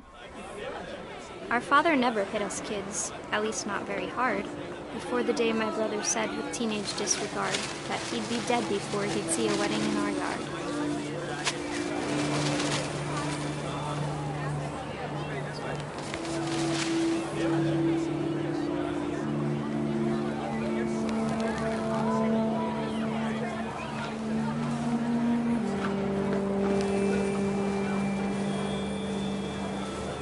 My father made him come, of course, but Gus stood far apart, just flew his kite and bottled up the storm inside his heart.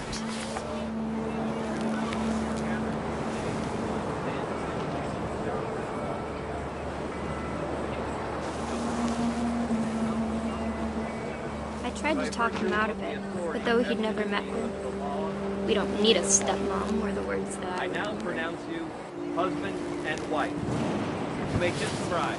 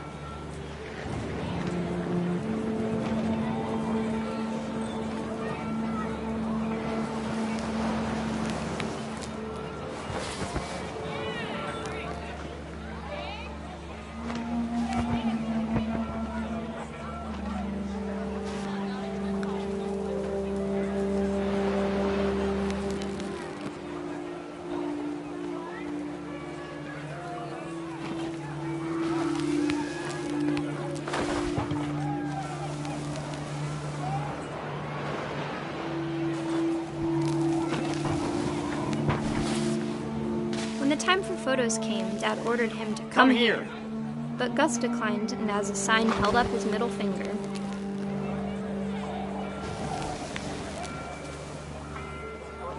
The wind picked up, and panicked geese appeared and quickly went. But all the humans did that day was go inside the tent.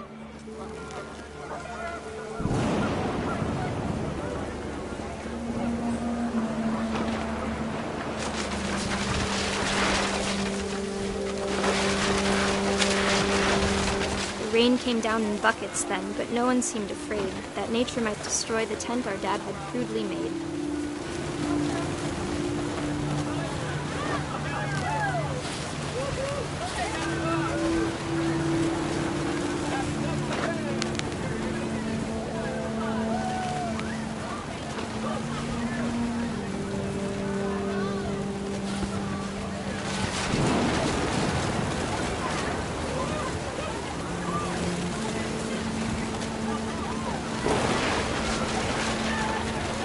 thunder sounded much too close and full of angry power. But all my father said to this was, "Make the music louder."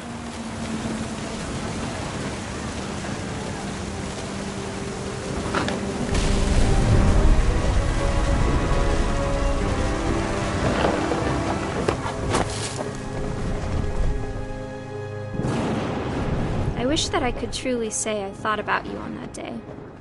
Out there on the beach alone, just you, the wind, the sea, and foam. But I didn't, until we found you.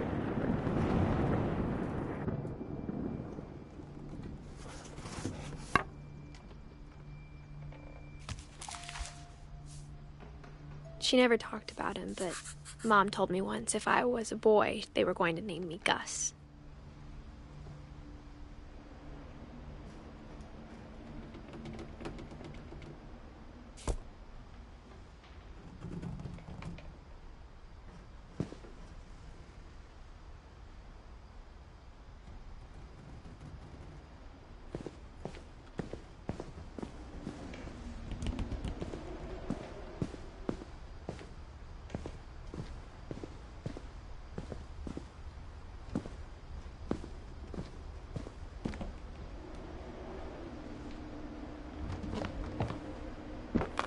My mom moved up to the loft after her brothers died. At the time, it was as far away as she could get.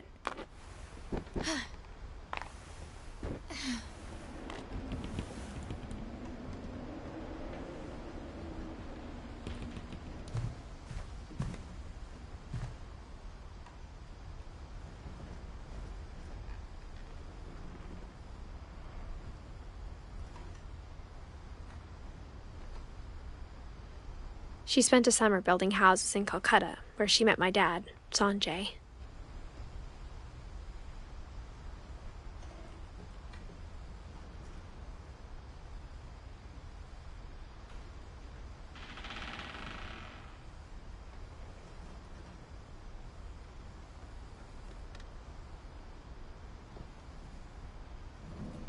My mom moved to India a week after graduation and got a job teaching English. Louis was born a year later.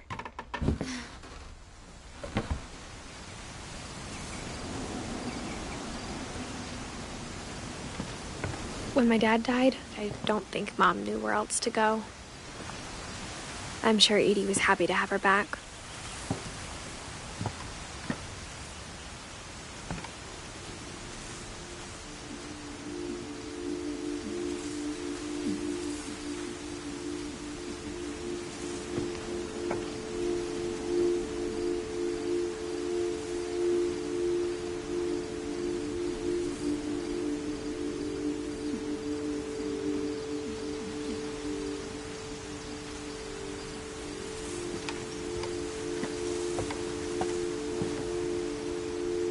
The house had to get a little bigger, but Edie was used to that.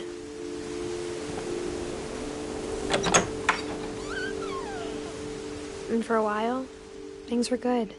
Almost normal.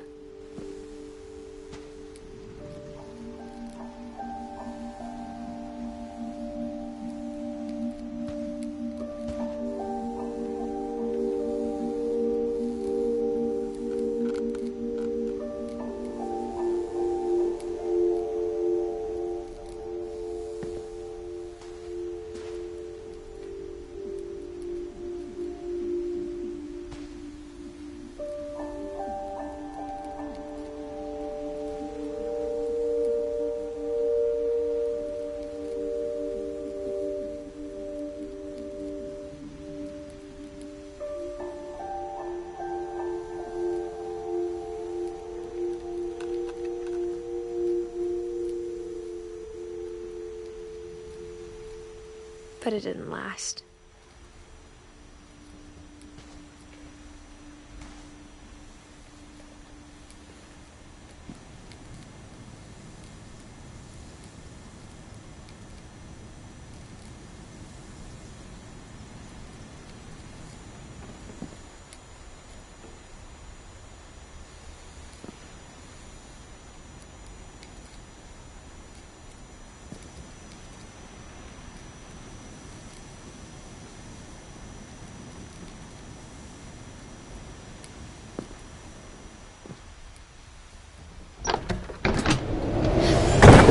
beginning of the end was Milton's 10th birthday, when Edie gave him a castle.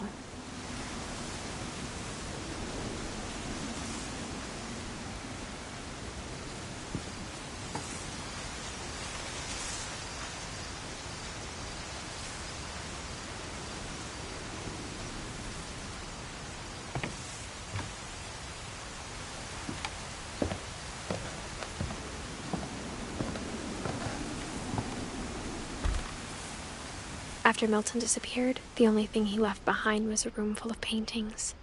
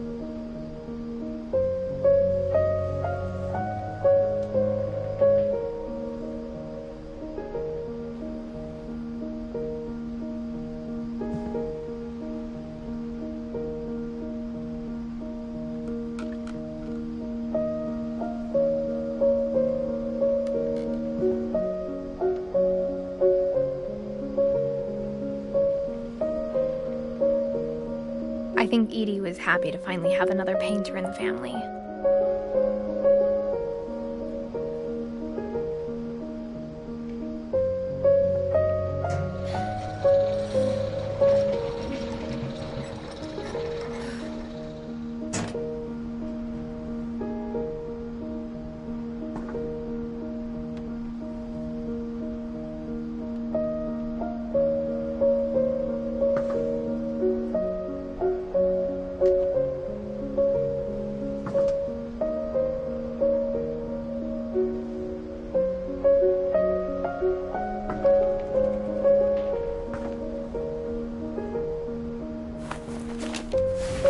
Milton Finch in The Magic Paintbrush.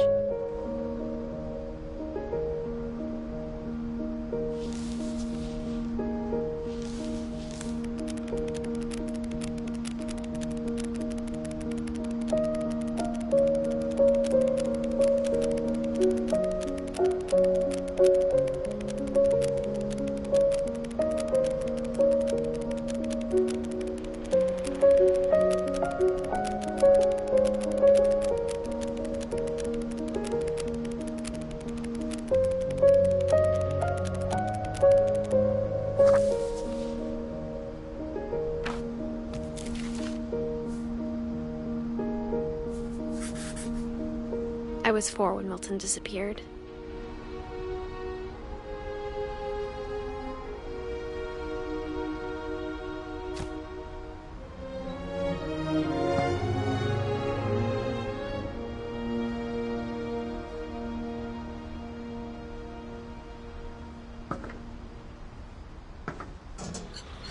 Mom spent months searching for my brother. Then she sealed the doors.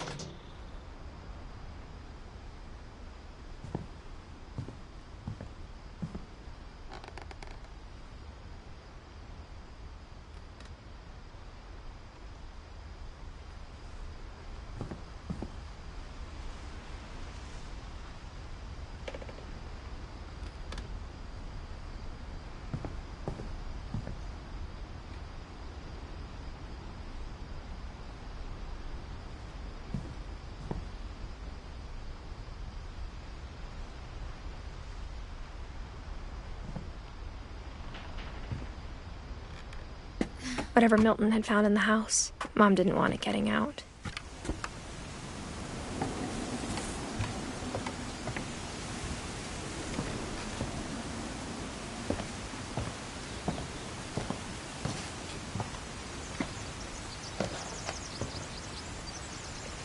Mom definitely blamed Edie, but I think Louis blamed himself.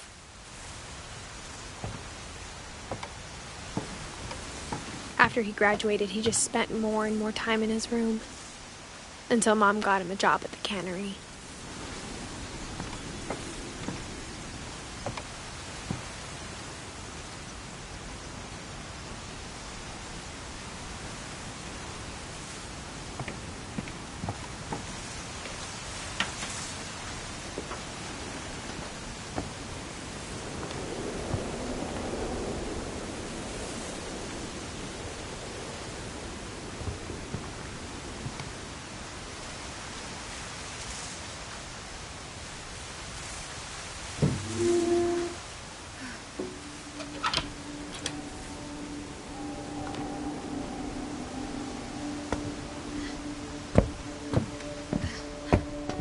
Lewis's room smelled very, very familiar. That part of him lived on.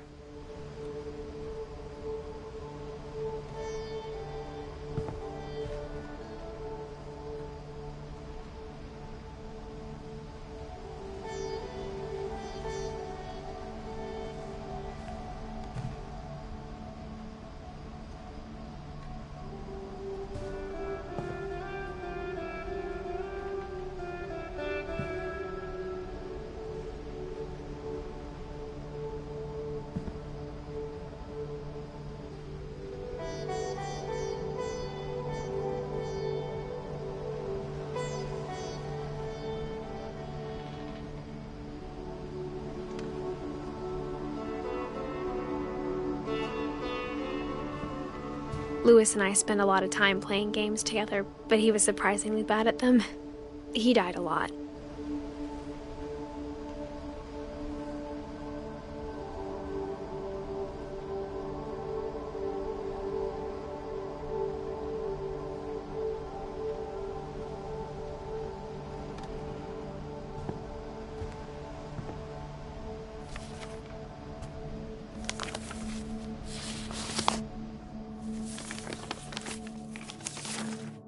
Dear Mrs. Finch, as Lewis's psychiatrist, I can understand your desire for an explanation.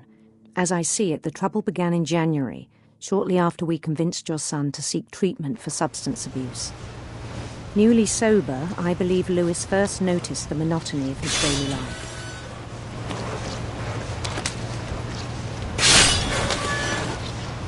He kept working at the cannery. But he withdrew part of himself. In our sessions, I saw the same behavior. His mind began to wander.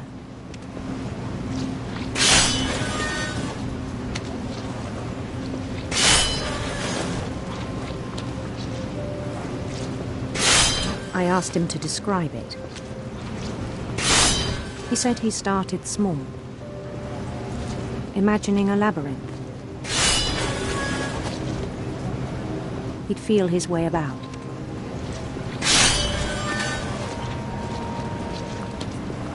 Then something moved. Bats.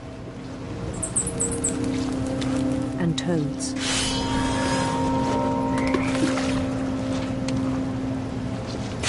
And things that have not names.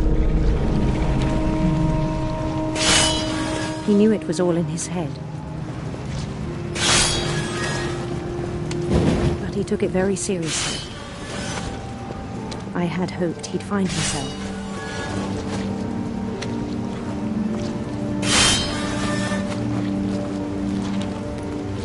But he found something more. I worried about him then. Daydreaming at the cannery. I spoke with his boss. But he said Lewis had become a model employee. Methodical, tireless, focused.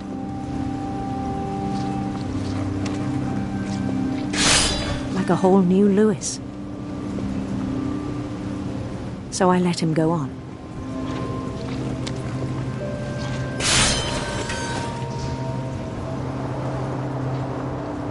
I even encouraged him. It seemed very promising at first. He told me he'd made a new friend.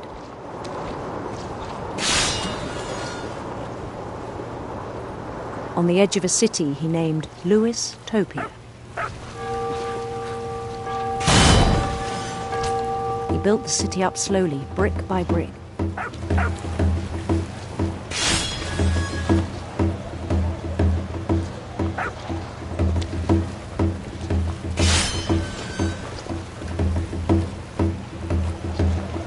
Then he made musicians.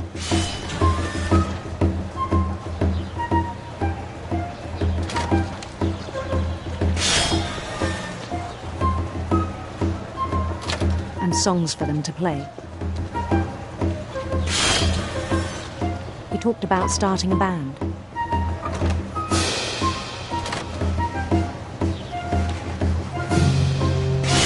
And he was always humming something.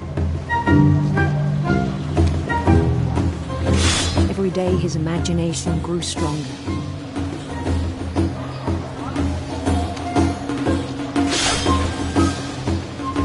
He no longer spoke at the cannery. But his chopping was as reliable as ever. Then one day it struck him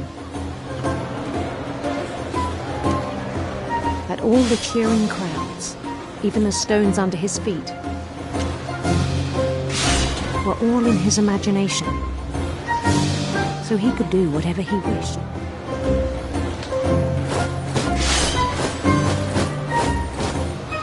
He held an election for mayor, and he won.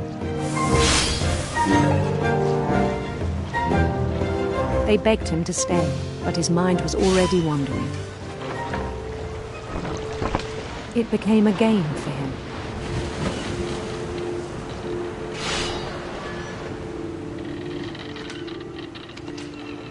He'd conquer a city, then immediately push on. New Louisville.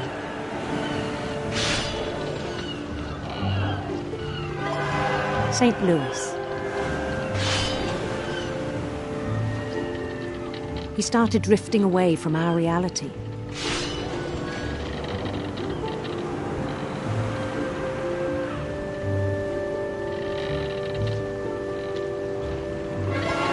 Minneapolis, until one day he forgot to go home from the cannery. Even as his mother pleaded with him, part of Louis kept sailing on.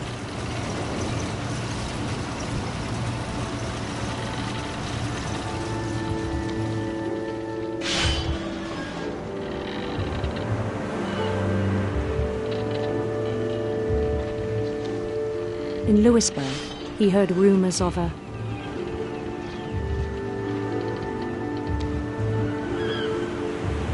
handsome queen.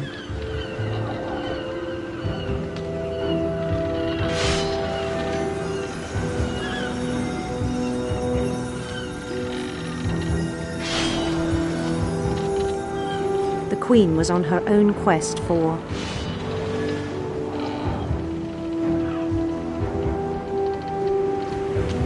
radiant rainbows.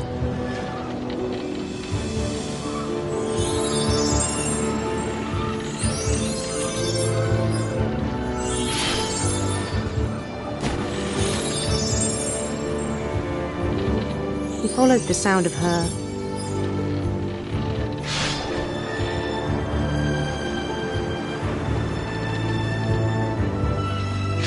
silver harp.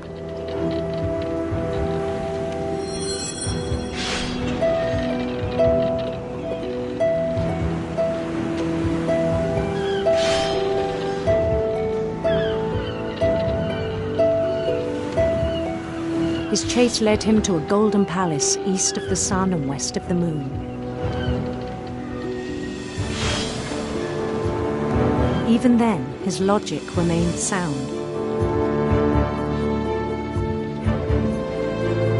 He knew the world was all in his imagination.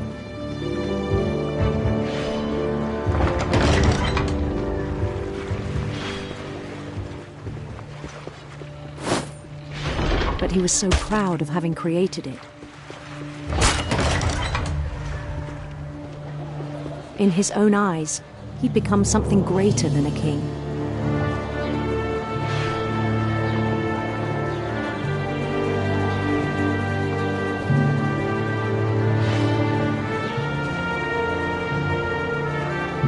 For someone who'd never known success in the real world, I think it was overwhelming.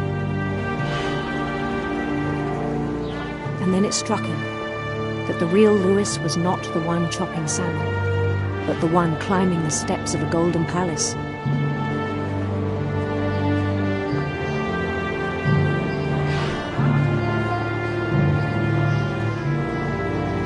My imagination is as real as my body, he told me. It was hard to argue with him.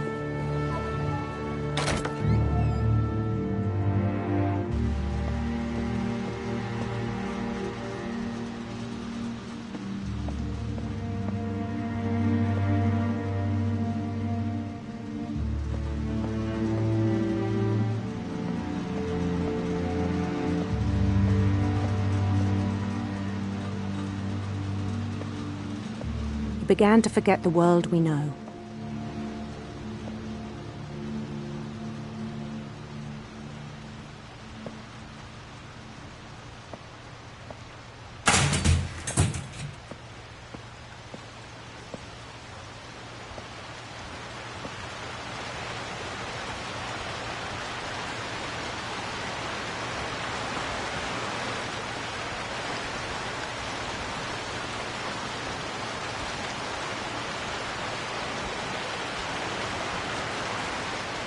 I think it pained him to remember Lewis, the cannery worker.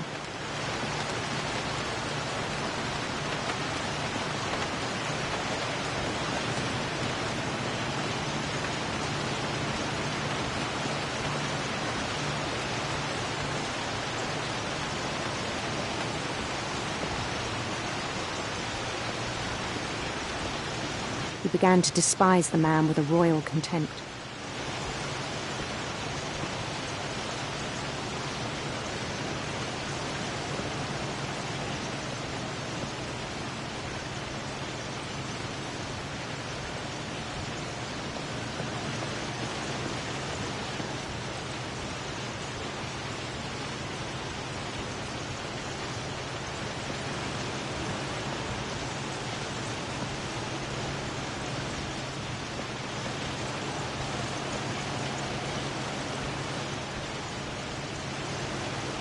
I still thought I could save him.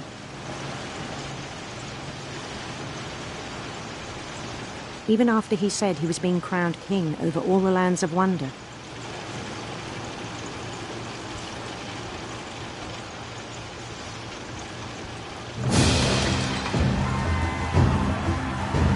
The palace would be packed with his companions.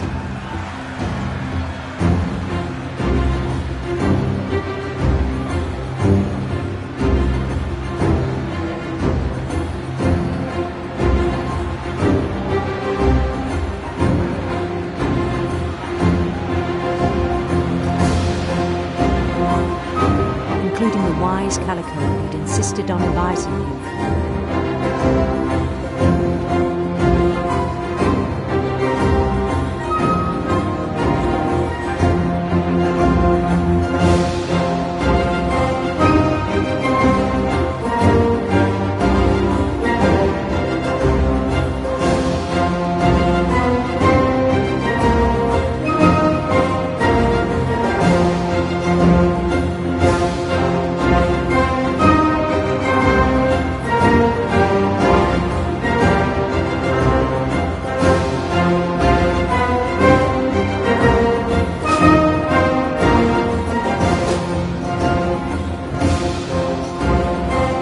Queen waited, holding his crown.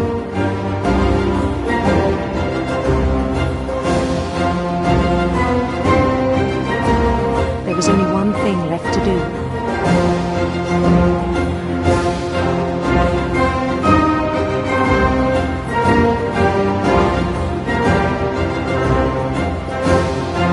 Bend down his head.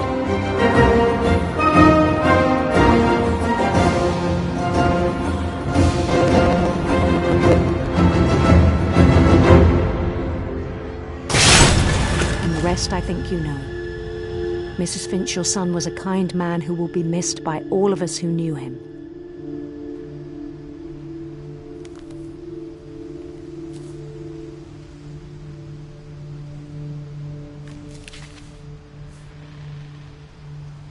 My brother was really cool. I wish you could have met him.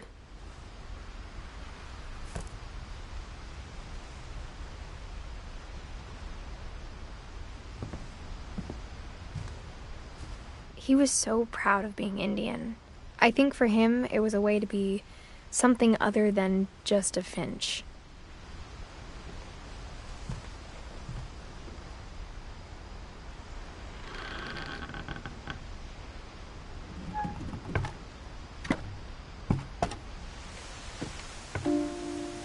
On the way back from Lewis's funeral, my mom told me to start packing. She waited until the day before we left to tell Edie. I'm not sure if she wanted to make it easier or harder.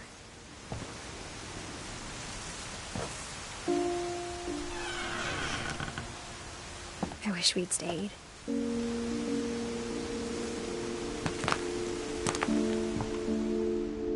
But I understand why we left.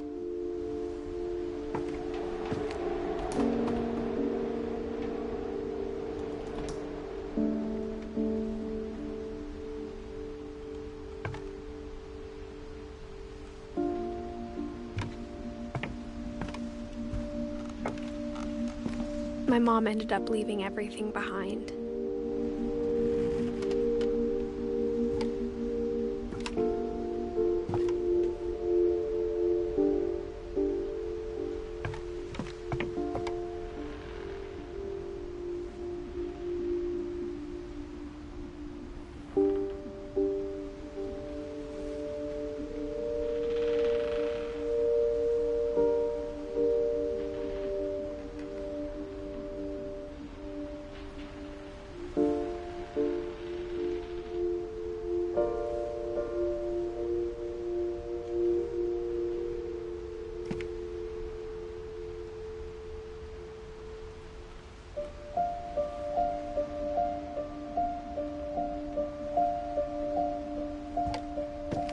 What happened that night had been coming for a long time.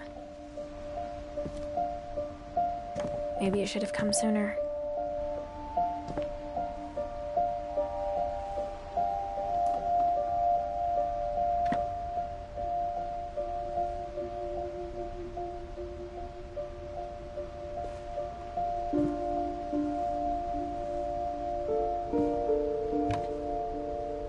But it had to end one way or another. All that's left now is to tell you about that last night.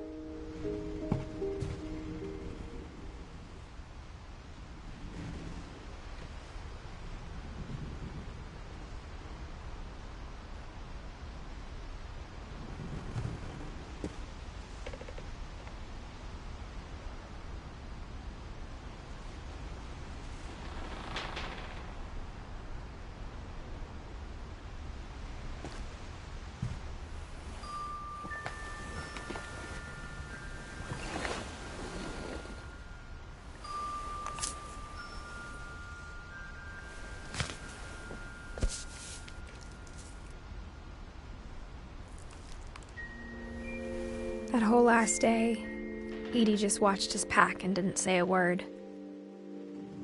Until supper, when she raised her glass and said, "To our final night together, and all our final nights apart." Grandma, you know what I said about alcohol. Some of your medications are very Edith, specific. I left a present for you in the hallway. Why don't you go open it? The grown-ups have to argue now. I'm sorry, you're right. We're all leaving tomorrow. Let's just enjoy our last... I'm not leaving. Edith, you're excused.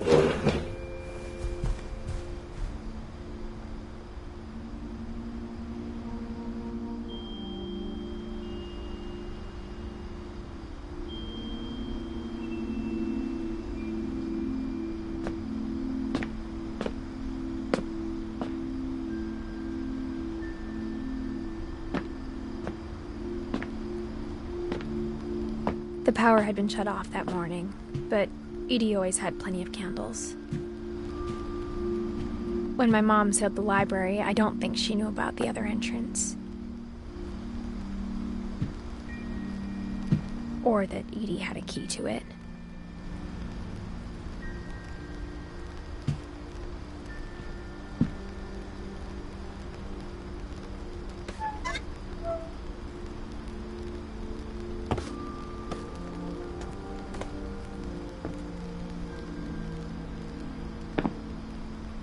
That thing you're afraid of isn't going to end when you leave the house.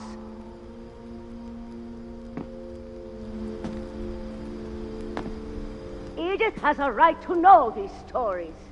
My children are dead because of your stories. I think it's best if Edith and I leave tonight.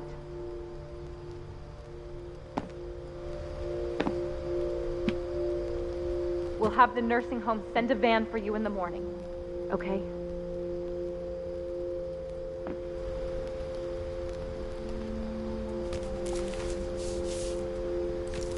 Dear Edith, there's so many stories I wish I could tell you, but there's only time for one.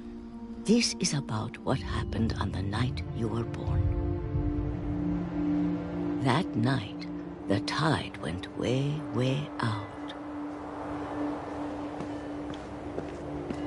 It was the first and last time I ever saw the old house aground.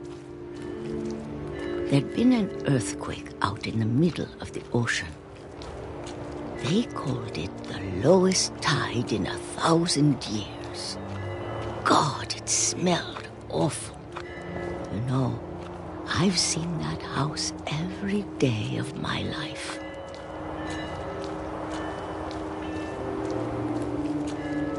But I never thought I'd go back to it. When the fog rolled in, I lost my way.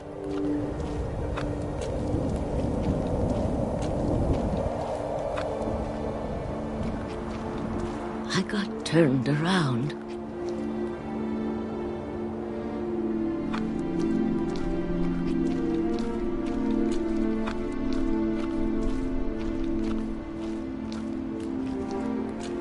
For a while, I wandered.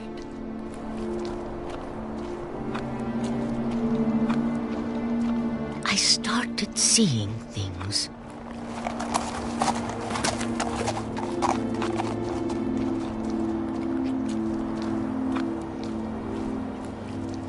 Things I'd forgotten had ever existed.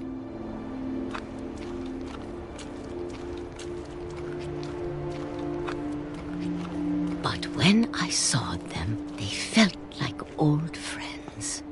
That night, a lot of things came back to me. Or maybe I came back to them.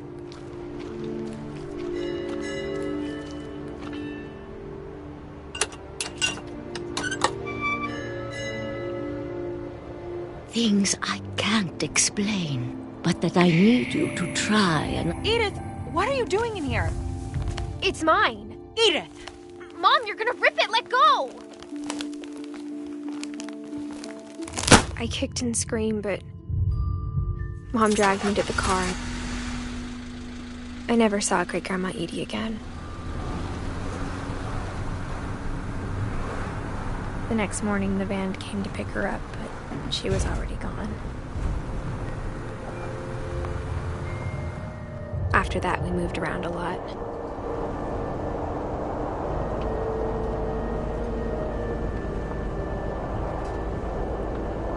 We both tried to make the best of it.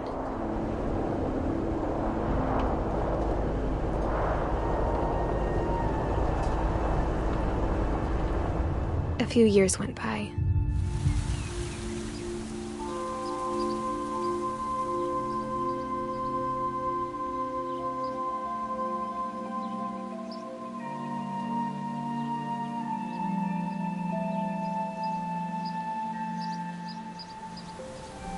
My mom didn't like to talk about it.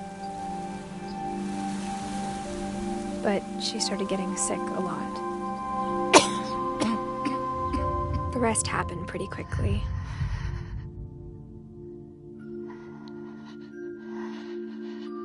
She got better for a while, and then she didn't.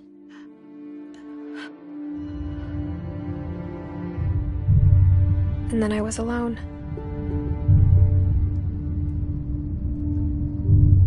The last Finch left alive.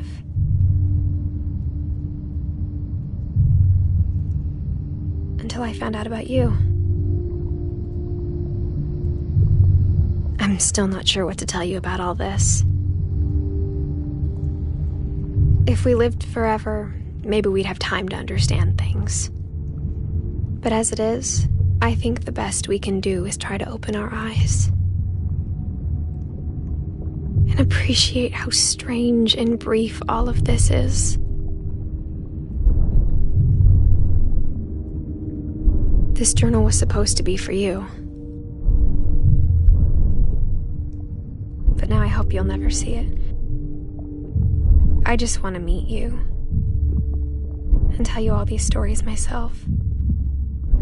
But I guess if you're reading this now, things didn't work out that way.